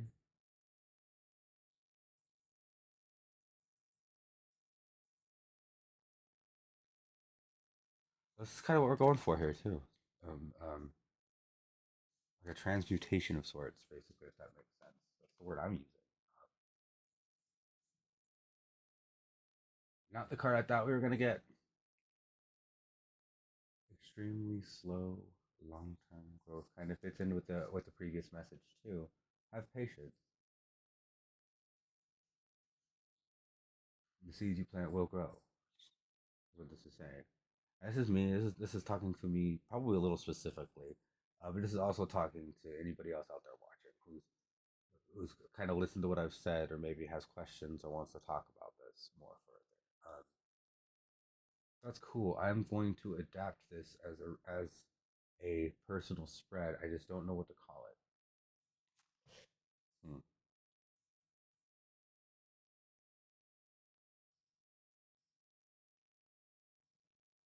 So four card, one or two oracle, one oracle for each two, and then one final card with an oracle. All right. I didn't write. Usually, I write this down as I go. A spread comes to me during a reading like that. But now you get a little glimpse into my process and how I do this and how I'm learning this. Because this is learning, especially with this. There will never be a day that this isn't a study.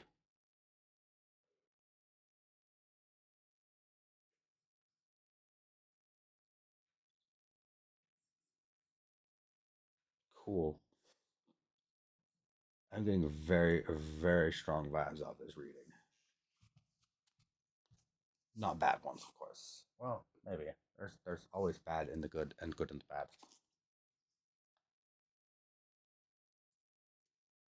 But overall, no. This gives me a very, very nice feeling. Well, it's fun.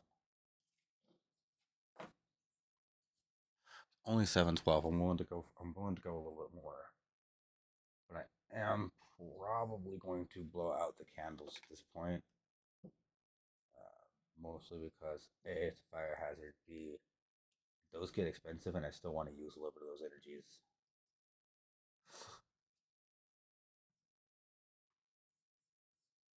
If you want to donate to my Ko-Fi for more of this type of stuff, I will use it to buy more equipment, mostly probably for ghost hunting. But if anybody out there who's watching is into this, oh yeah, and I need to give Kai mod status. I don't know if she's still watching or not. But I will make you mod.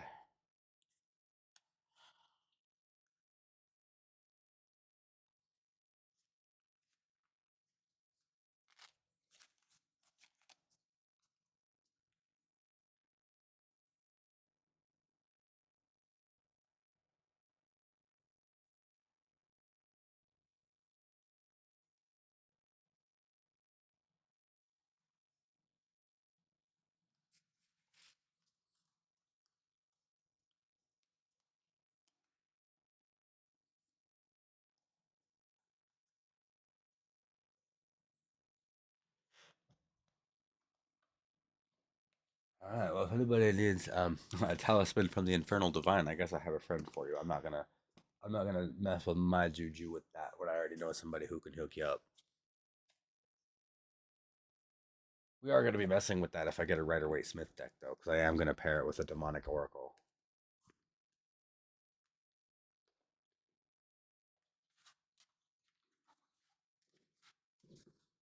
I mean, in a full reading, I'll be pairing all of the decks together anyway, but like you're supposed to. Like I said, there's no right or wrong. You can just use one deck if you want. If you want to use one deck, my advice, if you do use one deck, it should be this one. But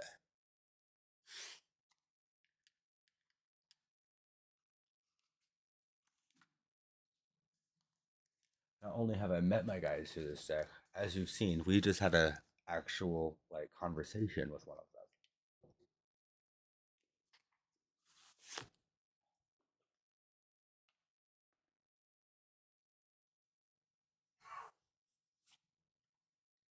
All right. Well, if you're still there, that's cool. If not, I don't know if you got other things you got to go do or how that works for you, but feel free to hang out too. Or if another spirit wants to come through, that's fine. I just don't want to feel like when I feel like I'm taking up all your time. I will be back. I'm gonna leave the camera on the table. Yeah, reading guides for what I'm doing right now. You can, if you can see those titles, zoom in. Whatever you do with your own screen. Also, let's get rid of these fire hazards because the candles are getting a little too low for me to keep going.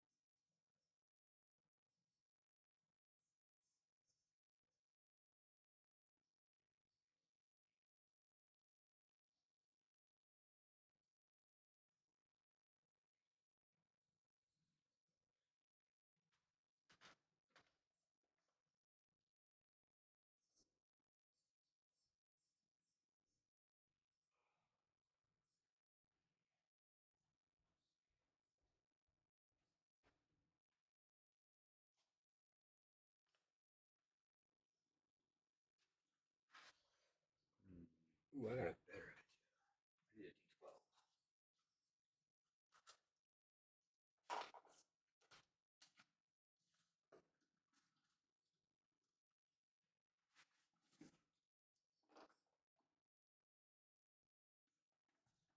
Ooh, Vegas, Colorado going on right now. It's still preseason.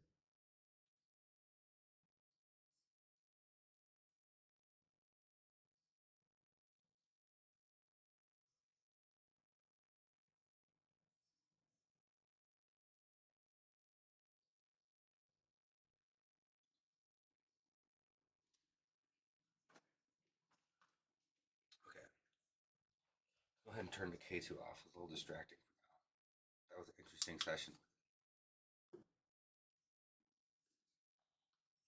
Enough of the cat balls.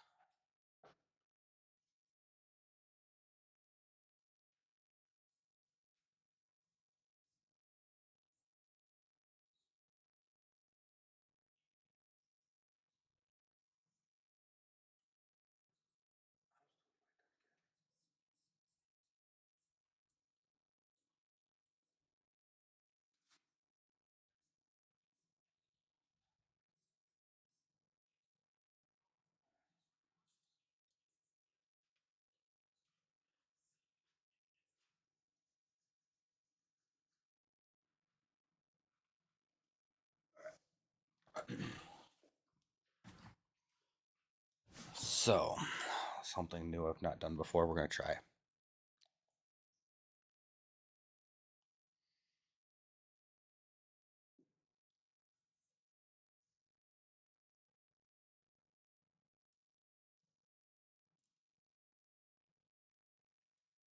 like that. That's cool. I actually like that a lot. I need a snake to go around that. All right, everyone. We are going to relight that candle again. We're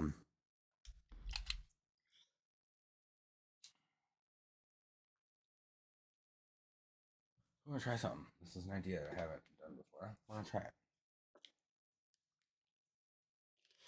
Getting a feel for doing open readings and stuff. This is a cool way to do this. So, let's get me a D12. I think you know where I'm going with this.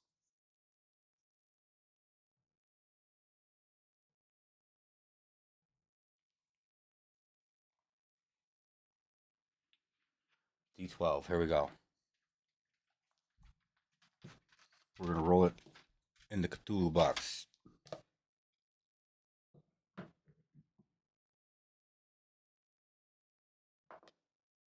And we rolled 9. So we are going to give a reading for the 9th sign of the zodiac.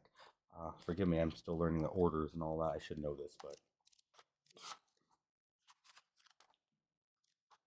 is this in order? I'm not sure if it is.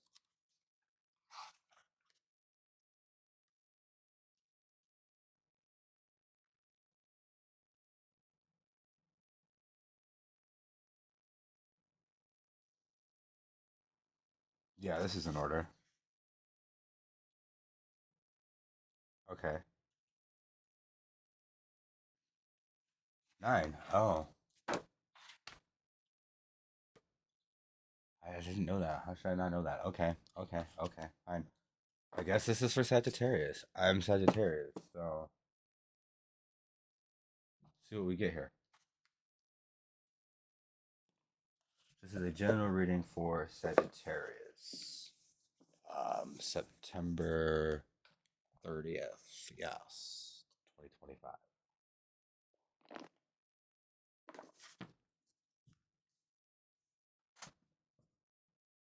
We're gonna start with the Oracle. That's just what it's saying. So we're gonna start with an Oracle, and then don't know what spread we should do. We'll just let it come to me. Oh no, it wants this one. The work is whatever uncomfortable thing that is in front of you right now at this moment. Oh, big heavy theme on a lot of these universal Sagittarius right now. I'm getting the same thing a lot of other people are getting online with their readings. Let me start with this oracle card here.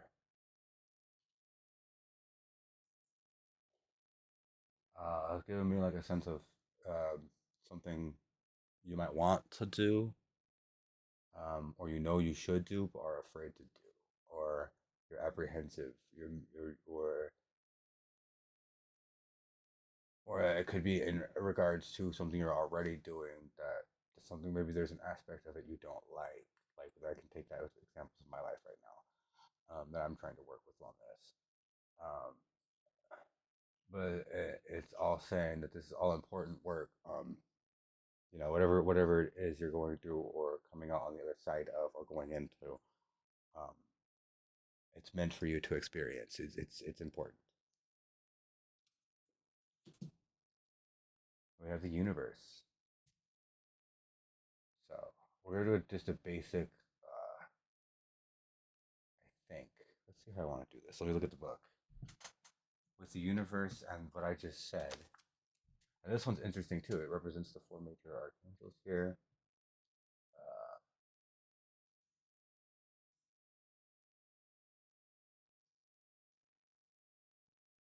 you have the serpent, which was a lot of things it could represent. To me, it represents like the Kundalini moving up, which is a mother while she orgasms creation.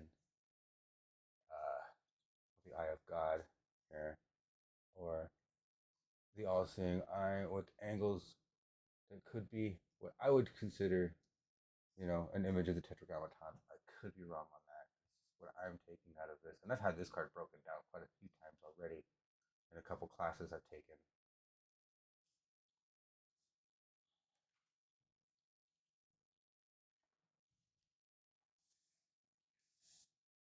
So, how do we want to do this spread for Sagittarius general reading? We're gonna do another one after this too. This is another. If I roll another Sagittarius, we're skipping it. I'm doing the start. I like that. We're gonna keep my theme of oracle pairing with it. So the universe and the work together for the first.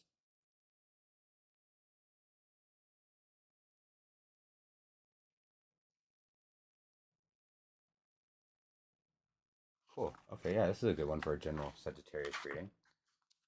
And we have the universe, and like I said, I've already explained a little bit of what I'm seeing in the universe here, especially with the work that I was saying here. It's all part of the grand scheme of things. It's all part of divine timing, all of that, whatever you want to attribute to that. And let's go a little bit further into this arcana. Just with the basic rundown from this companion book, highly recommend this if you're going to use the Thoth deck.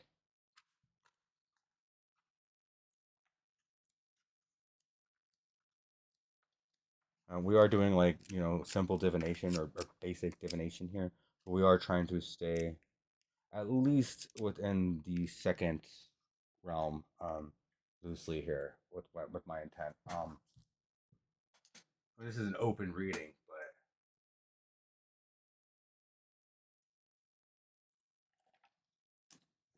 especially this spread. This spread is kind of.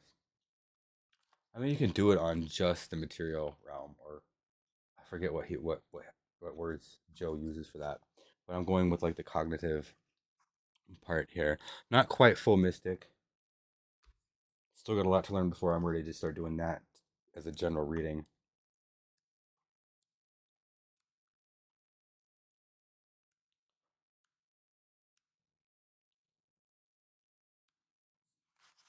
Until I feel like I'm ready for it, I guess. I don't know. I'm still flipping through here. Sorry, I'm trying to find it. I don't. I could explain more without doing it. So, yeah. See, that's what I thought. That's the all-seeing eye of God. Or beauty is in the eye of the beholder. But what I'm saying is like it's a grand scheme of things, grand plan, grand. Like have faith, have patience and faith and trust in your intuition and your stuff.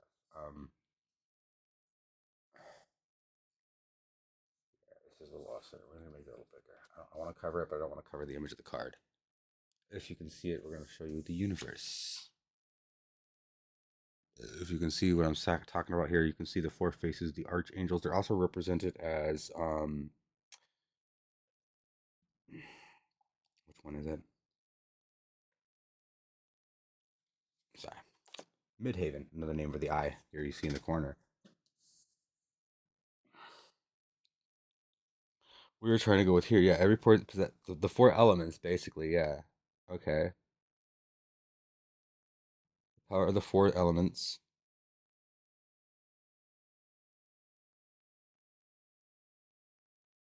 And what you make out of those elements is the fifth element, the quintessence. Okay.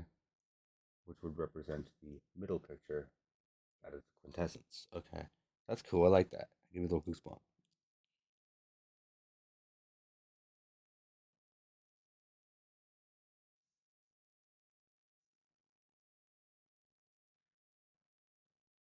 Ah.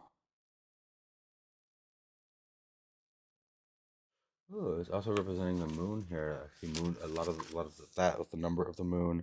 The universe shows like the Empress. Good old Mother Nature is redeemed. And we have some moonstone up here. Cool. All right. Cool.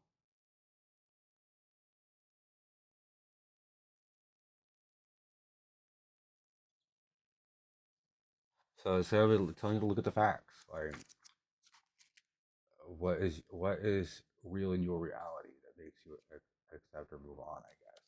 And then we have these images here that can help. But basically, yeah, it's saying just have faith in everything, and the universe is working in your favor. It can also work against you if that's the reality you're creating for yourself. That's another thing I'm seeing. It's also giving me a warning for like relationships and stuff there a little bit as well. Um, don't make any rash decisions. Don't make any rash comments in a heated moment. Stuff like that. Those kind of things. All right.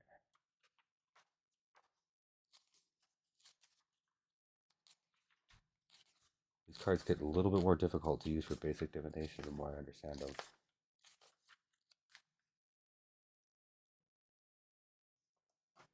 All right, and this is what we need to do. What we need to focus on. The Hanged Man. Very, very interesting. Yeah, I'll show you to the camera here. Sagittarius. This is where our focus should be right now. On the issue at hand.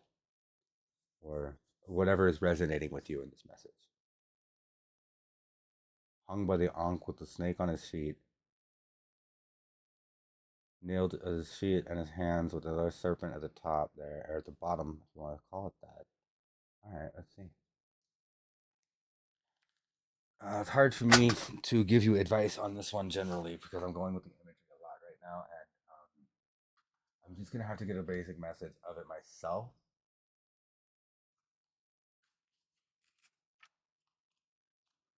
So I'm just getting like I haven't done enough readings to have drawn every card before, so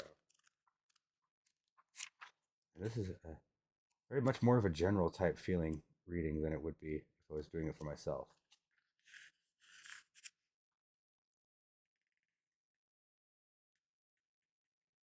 All right, okay, so it's saying you know where you stand, and you need to stand on that business.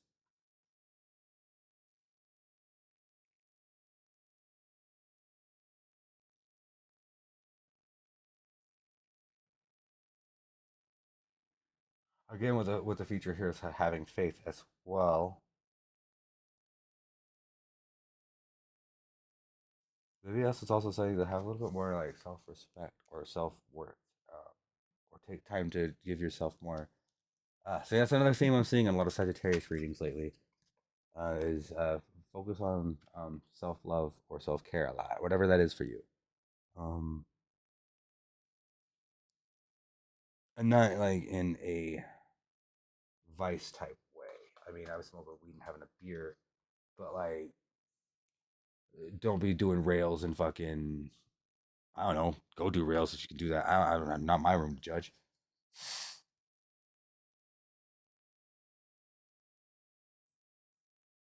If that is what does it for you, I don't know.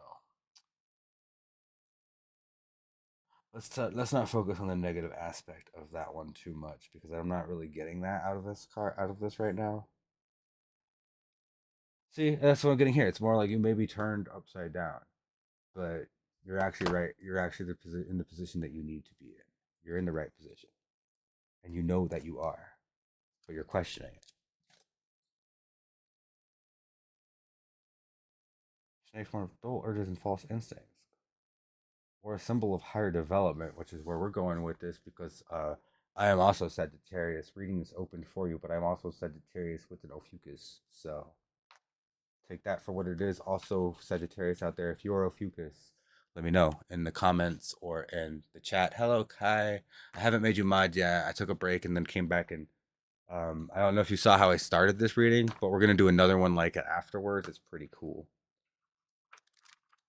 This is just a general reading for Sagittarius.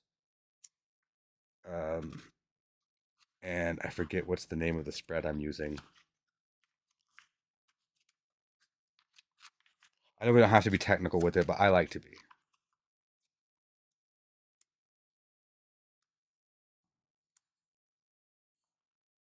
We are doing the start. That's the name of the spread. Right now we're breaking down the Hanged Man. My lighting's not the best, but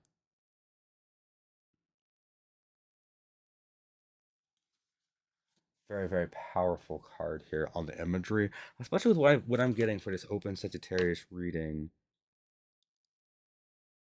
Somewhere somebody has some misunderstood emotions or misplaced seduction. So I might need to think about that a little bit.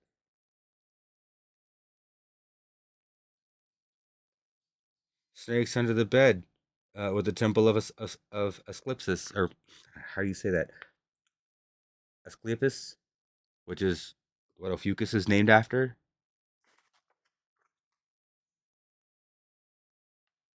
If you don't know Ophiuchus, that is the I he exists in my zodiac, the 13th zodiac sign. Lots of Western astrology does not include Ophiuchus. It's not a sign by itself. I guess you could identify that way, but I don't. I'm Sagittarius with Ophiuchus. I'm like the same at the same time. That's the duality of. It's not even really a duality, honestly, but I mean, it kind of does represent that as well.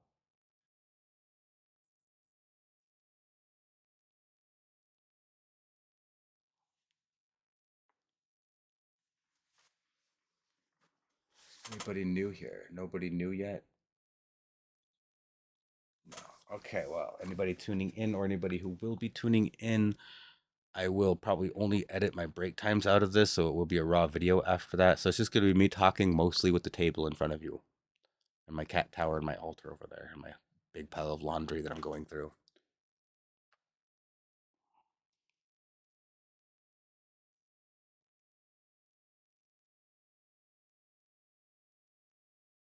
See, and this is another one telling you to trust your beliefs. That what you're going through with your beliefs right now is not just your imagination or false intuition. That's kind of confirming some things for me too.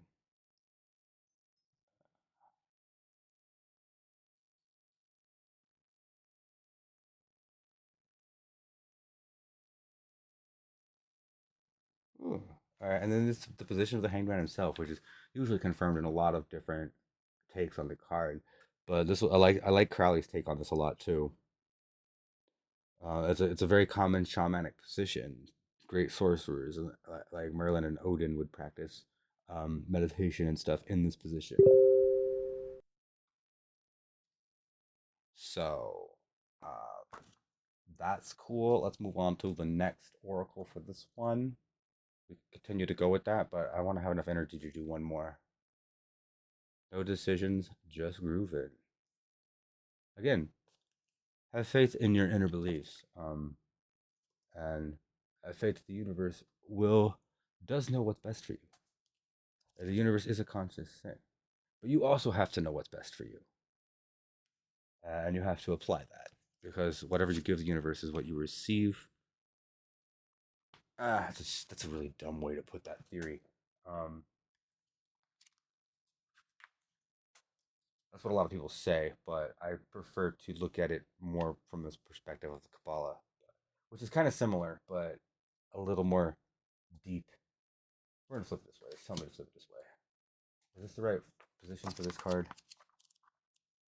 I guess if it's not, that's the position it's going to be in anyway.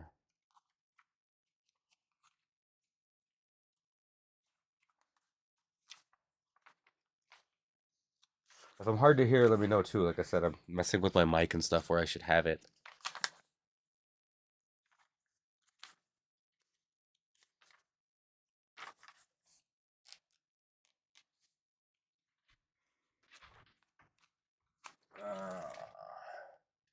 Oh, there should have more light going than that. I don't want to burn through all my candles in 2 nights, though.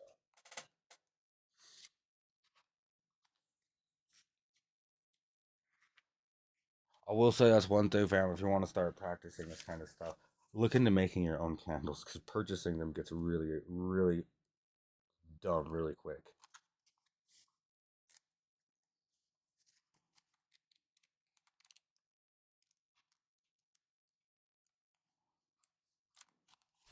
Here we go. So it's going to be card number 5 or 3. We drew it next. It's going to go 3. Oh, I know what we can do.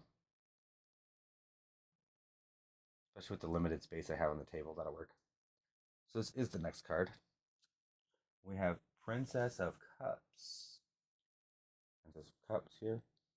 We have the fish, which can represent life, or could also represent the savior, or the concept or ideal of the savior within this theology that I like to think of, because like Jesus was a fish as a representation. Basically, it's like somebody related or in tune with like the higher God or power, um, but they have to like sacrifice themselves in a way to save everyone else, and they can never obtain some of the things that the people they're sacrificing for can. And that's what makes them the symbol of the savior. I think that's what makes the image of the fish so powerful right here. That's just breaking down some of the imagery without explaining what it means to you. But and then with the lotus flower on her other hand there, and this turtle here. So let's apply that to the general what it's trying to tell Sagittarius right now.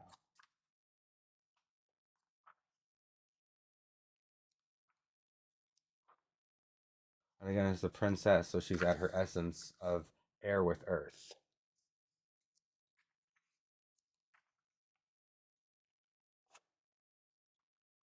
So she's kind of a free spirited in nature, a little maybe a little naive, but she's grounded.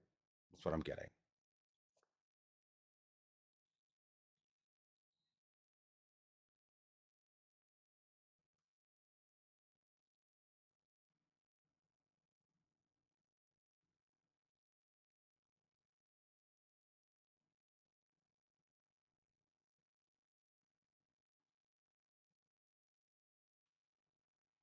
Kind of confirms what I was thinking there.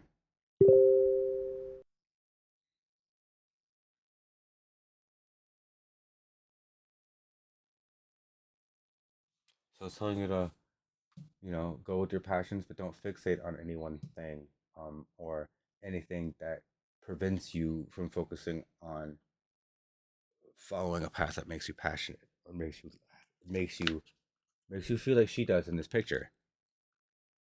Same thing with the wings. Like be in control of your emotions, but allow them to flow. Like understand it's okay to feel the way you do, um, throughout whatever is going on. But don't let it control your overall reaction because it can influence the reaction in a way that you don't intend. Let's back that up with an oracle. Still not failing enough. Very scientific approach to that too, because that's how science. This is how a scientist would feel. Even though he's getting lit on fire by his own failing experiment, he's going to try it again. and he's not letting it. He's not letting it. He's being frustrated, showing frustration within the moment, but he's not letting that frustration um, rage uncontrollably, or like a blowing, flowing wind. The element of air in this card here, or without understanding of control or um, that kind of concept. Like I said, be in control of your emotions. Don't be the airheaded princess, but also be the empathetic one.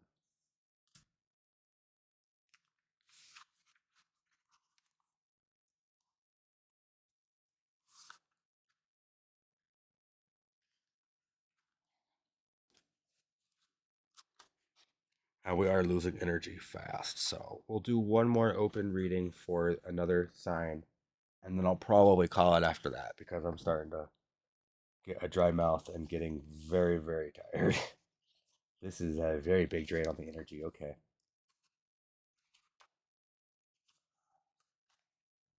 Maybe this is the deck I'm using for this too. Alright, next card. Eight of Cups. Ignore the word indolence there. We can get into that later. We're not.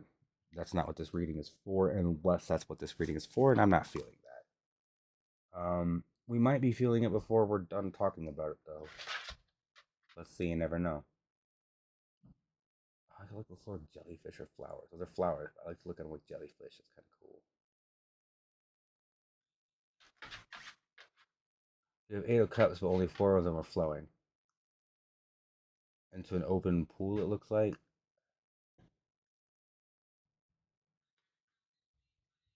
Darkened, like azure, a green sky, like a green, like turquoisey sky.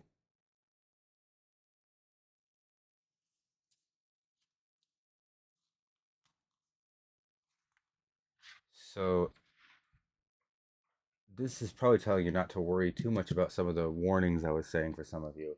Might not be for everybody, but for some of the Sagittarius out there, this is saying that you are in control of your emotions and you do let them flow, but you know where to let them flow. So trust that in whatever message this is telling you. So trust that.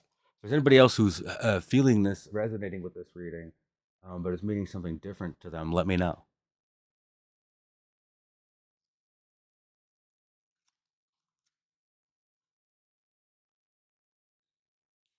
And we are doing, what was this one? The 8. Yes, I should have known that.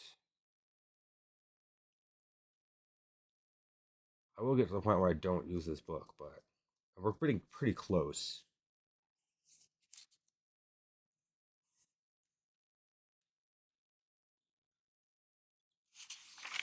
I was getting sidetracked by something there.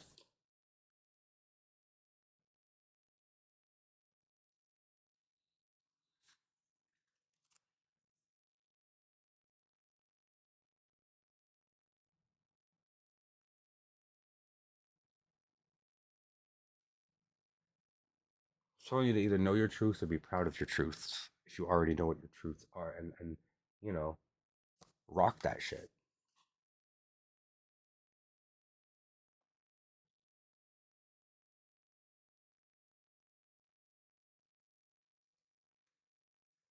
It's also saying to know how you're using your time.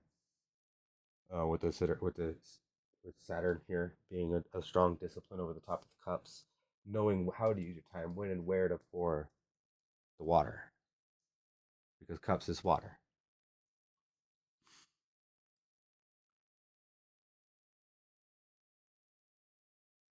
Uh, Knowing when and where, when and how much to water the seeds that you plant will produce blossoms in the fertility of the soul. That's what these represent here. Oh, awesome! That's what I was going with, but I wasn't sure how to put that into this reading.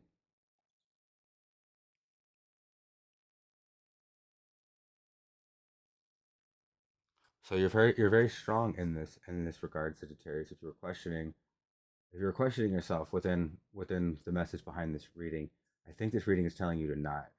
You know that uh, whatever it is you're questioning about yourself, uh, you know that you're not it. This one needs two. So one of these is going to the final card.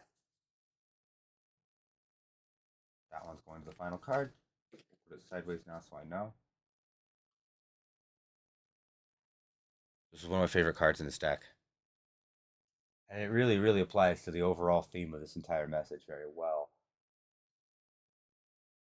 Yeah. You are the master of your own reality.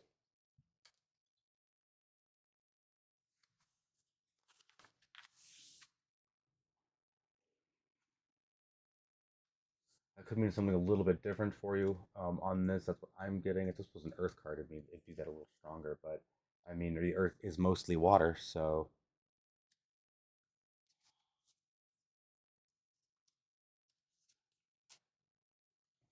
And this is the final outcome of this reading, Sagittarius. The purpose, swiftness. 8 of Wands. Ooh, I like this for myself too. We have our own. We have our own symbol. Our own symbol here. And what we have here is Lilith. No, that's not Lilith. Lilith's symbol's a little bit darker. Oh, cool. You automatically snuff. That's nice.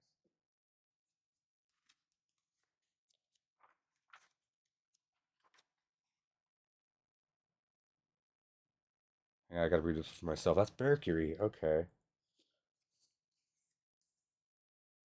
I always get that one confused with Lilith because their symbol's kind of similar. But Lilith isn't a major thing on the zodiac.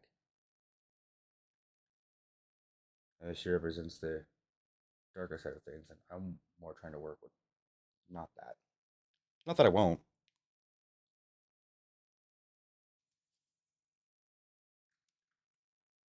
We're precise. We're skilled. Yes, we get that. Yes, so it's uh, the bridge between heaven and earth. The purpose.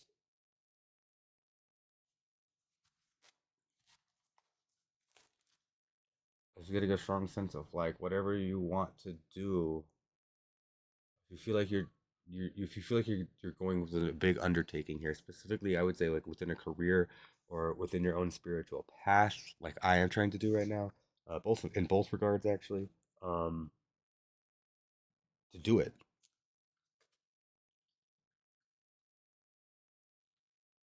It's to do it. Yes, maybe don't be super swift. I think the word swiftness could be the warning in this card right now, saying don't be hasty, don't like do anything to disrupt anything major going on for you right now, like anything, any of your like foundational points. You know, don't just quit your job out of nowhere or something. Um,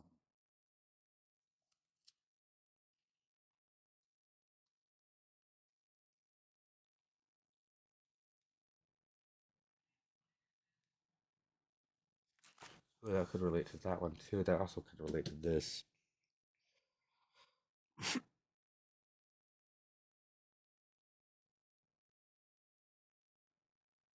Father, Son, and the Holy Ghost, body, mind, and soul, Holy Trinity,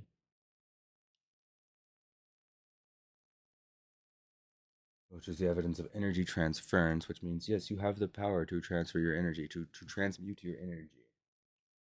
Especially if you're like me and you're a Sagittarius or Fucus, that's kind of what you're meant to do.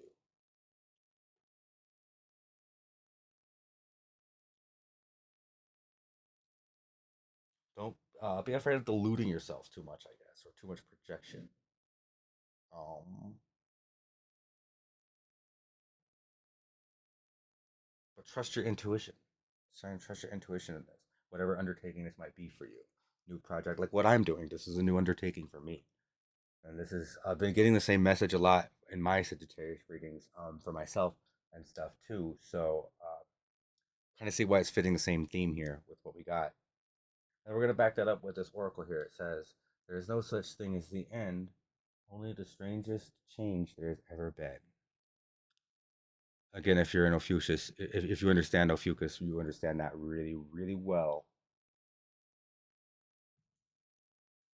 That's one of my personal oaths that I've created for myself. Actually, that I understand that I am always in a constant state of becoming. And that's the reading. Open reading for Sagittarius. My first one ever on a dice roll. First one I've ever done. I hope that resonated with some of you. If it didn't, let me know. If it did, let me know in the chat, comments. I will be posting this on YouTube.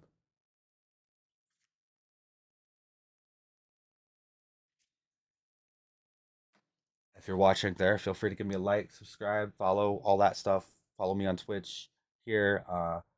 Reach out to me if you would like a personal reading so I could develop my craft further. And if you like if you like the things I'm talking about, then I think we could connect pretty well on a personal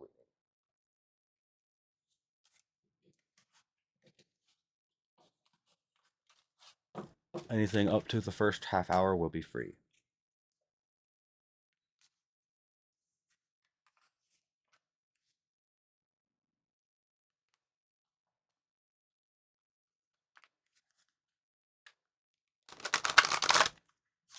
Matter of fact, I'm probably not even going to edit the break times or any of the cut times or any of that out of this. I'm probably just going to post it as my first video because tonight.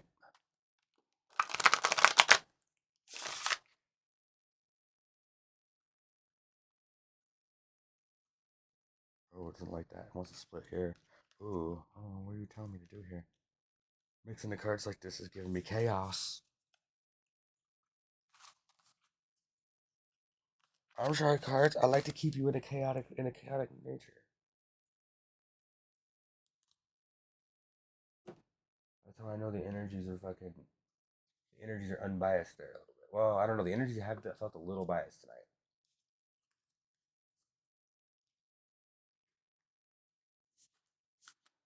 But what would an introductory tarot video be without one of my guides talking to us and introducing themselves in a way?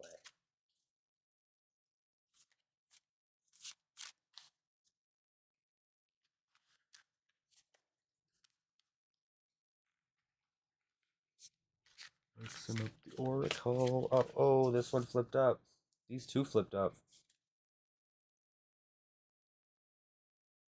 Not enough.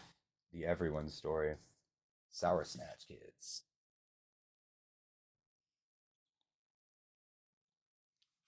Don't know who this is for yet. Big mixed barrel of emotion, but we're gonna find out on this dice roll.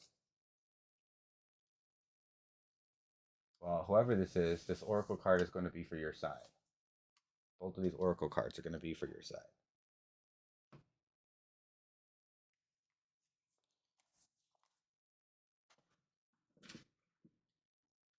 This will be the final reading because I'm getting pretty tired, like I said, and my voice is getting a little dry.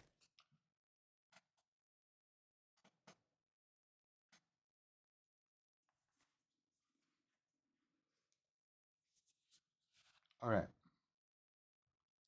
Let me see. I need a different D12 this time. Should we roll that one? Maybe. Where's the D12 for that one? There it is. My dodecahedron here. 3. Vampire dice.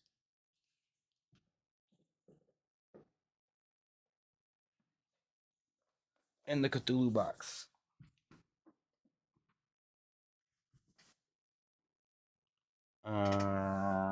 Eventually I'll have this down, guys. I should already have this down, but I mean, this is basic shit.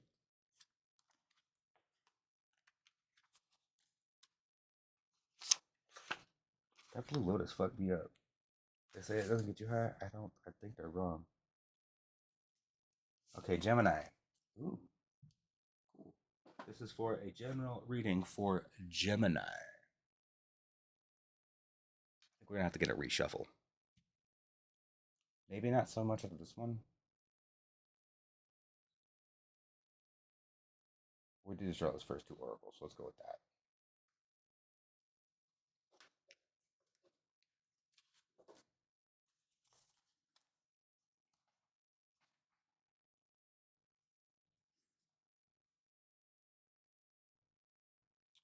So we're gonna do this one a little different. We're gonna do the same spread,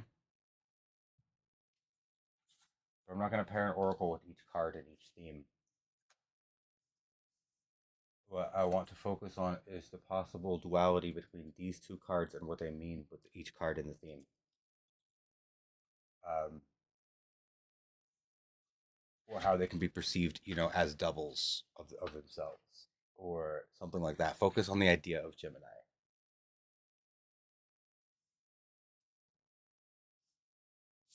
This one's going to be reversed. Oh, Four of Swords reversed. That's very important. I've been getting this one a lot lately. Gemini. So the way I do reverse cards is a little different. And with this deck, you're not really supposed to do them.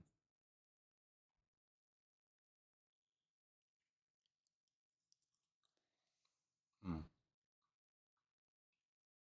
A lot of times I will read each card the way it would be read if it was just normally upright anyway, and then try to feel the meaning of the overall message behind the spread, and then see what you can take away from the opposite or the reverse or whatever. Because I don't always read the reverse as the opposite or the shadow effect, or you know even within Crowley, like you could use the elements that the cards represent to see how they reflect off of one another within the spread.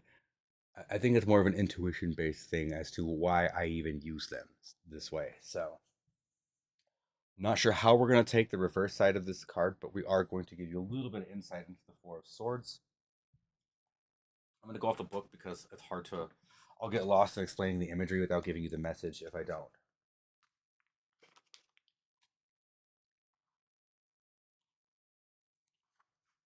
Like I said, eventually I'll figure this out without having to do it this way, but it's really, really easy to get lost in the imagery of these cards.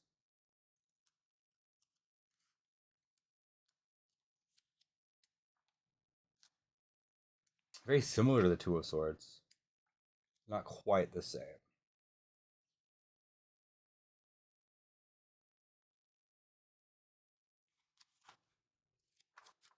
Maybe so you'd take a more spiritual undertaking.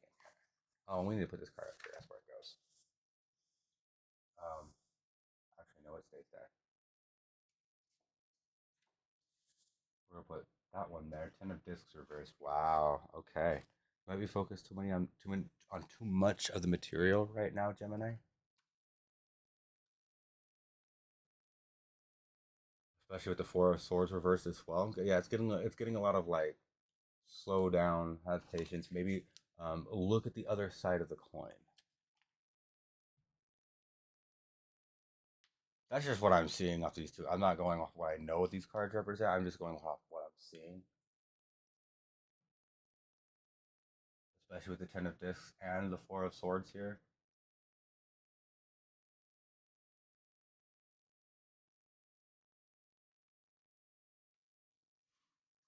Yeah, okay, those two Oracle cards are going to have to apply to the overall theme because they don't really work with it yet.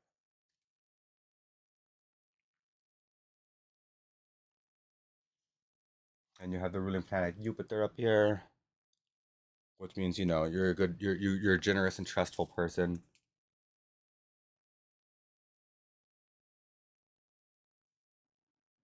Oh, okay. The hilt of the swords here could be telling you to go further into your unconscious and look for unconventional solutions is what I'm saying. Again, too much focus on the material,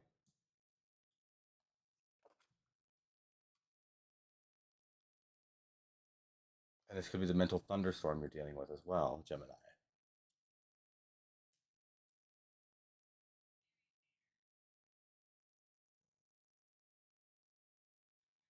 You have a quiet, dormant conscience, possibly.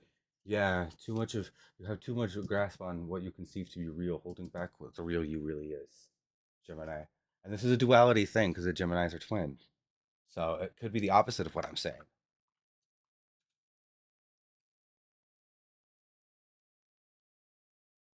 or it could be telling you to go towards that kind of opposite in your life too. If you have a person who is a little bit more spiritual and you're a little bit more of a realist, maybe you two should be together. I'm seeing those kind of things here for you, Gemini. This is interesting.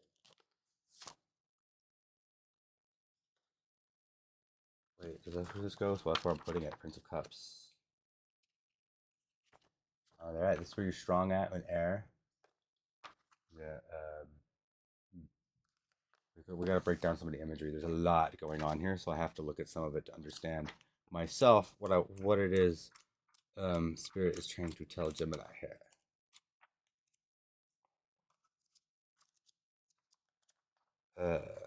Right. So we're gonna go back into the court cards here.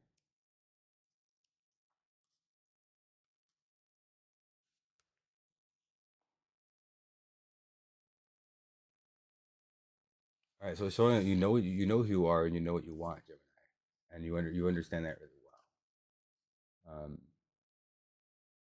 But I think it is telling you that you need some kind of person or some kind of focus outside of yourself to help you achieve that. You know what you want, but it looks like you are denying something within yourself that you know is there.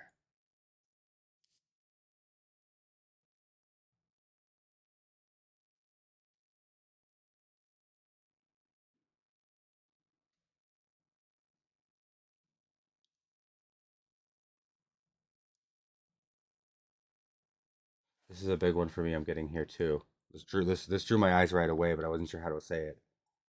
Um, Conscious change towards emotional depth. So maybe understand not how your emotions make you feel, but why you feel the emotions the way you do, if that makes sense, in your situation. It might open up to more of letting go of some of the things that are holding you back here on these reverse cards. I'm not saying you're being held back. This could, like I said, this is Gemini reading. This could be the opposite of everything I'm seeing. Um, this could be your warning, and this could be your strength.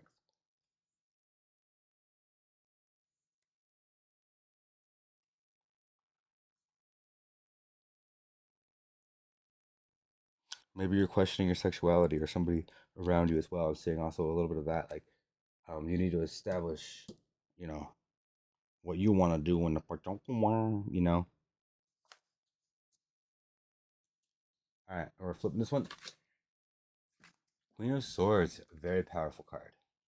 Maybe for this reading, not so much. Let me see. Probably so. It's always powerful.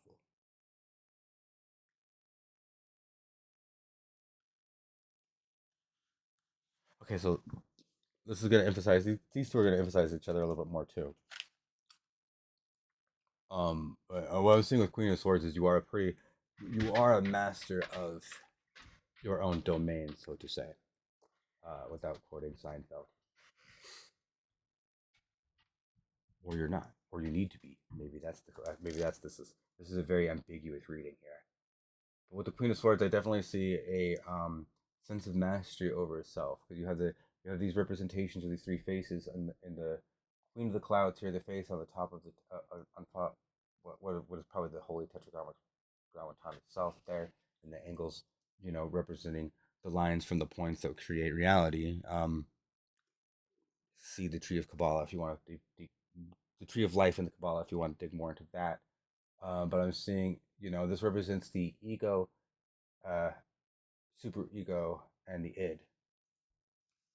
And it's saying either you have mastery or you need to master that, basically, one way or the other, depending on how you want to take these oracle cards with it.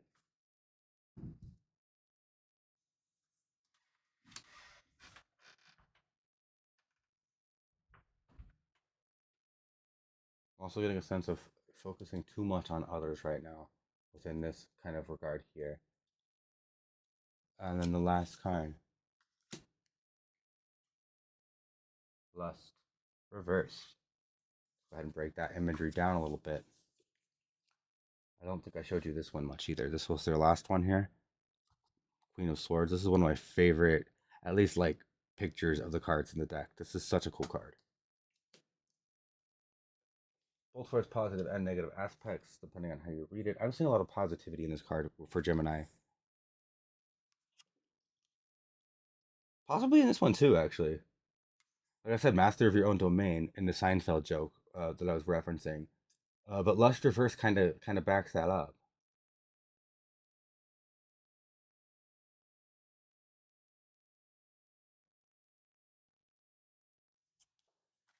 I'm not saying, don't be having sex. Maybe. Let's go to deeper into the imagery of lust a little bit. This is a very deep card. I mean, all of these cards are deep, but there's a lot going on with the major arcana in this deck. Or the minor, even the court cards. I mean, that court card is crazy. There's a lot going on within tarot itself, though.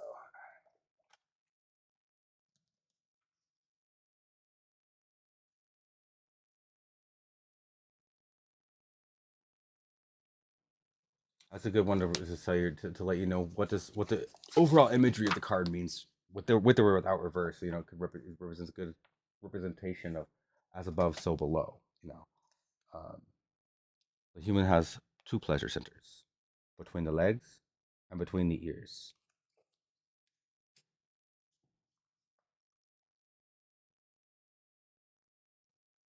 Fertility, conception, and birth. How are we gonna take this in the overall message?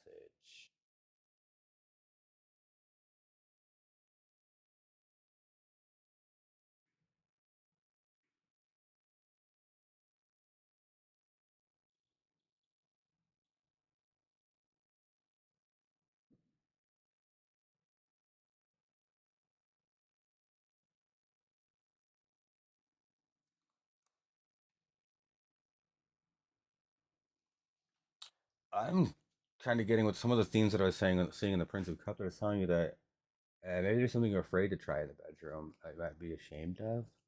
Hey, if it's consensual, I mean, it's worth a shot trying. If it's consensual and safe, and none of you're gonna get a disease or like end up in the hospital. If that is resonating with you, Gemini, I've never really known Geminis personally to be afraid of getting a little freaky, but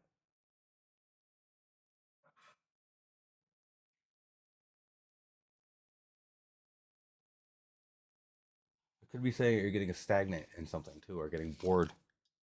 Maybe you need to seek out a deeper adventure. So let's go ahead and mix these oracle cards with this.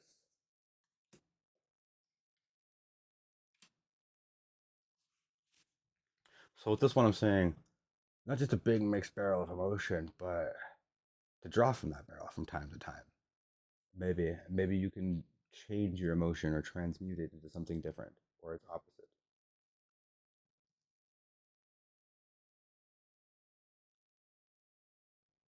Not enough everyone's story I'm not really getting. I'm not sure if this one really matches with me, but if it resonates with you and what I was talking about within this reading, let me know. Like, subscribe, comment. I am probably going to be out after this one. So I'll go ahead and put on a little bit of some music. Well, maybe not because I have this facing my speakers. It might double play back at you.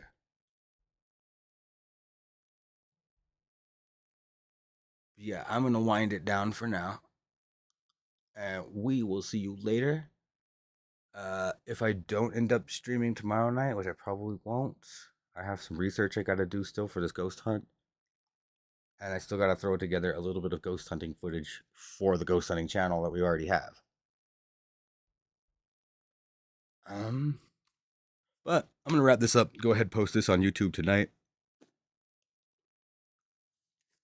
and everybody have a good night. I will be doing another open reading live stream, probably Friday, and then maybe Saturday, provided I have a good connection and good battery. We will do a little stream from the Third Bridge Ghost Hunt.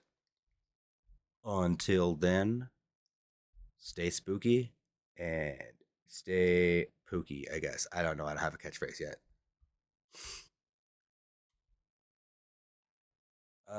We're not gonna do a theme song. We're just gonna end it.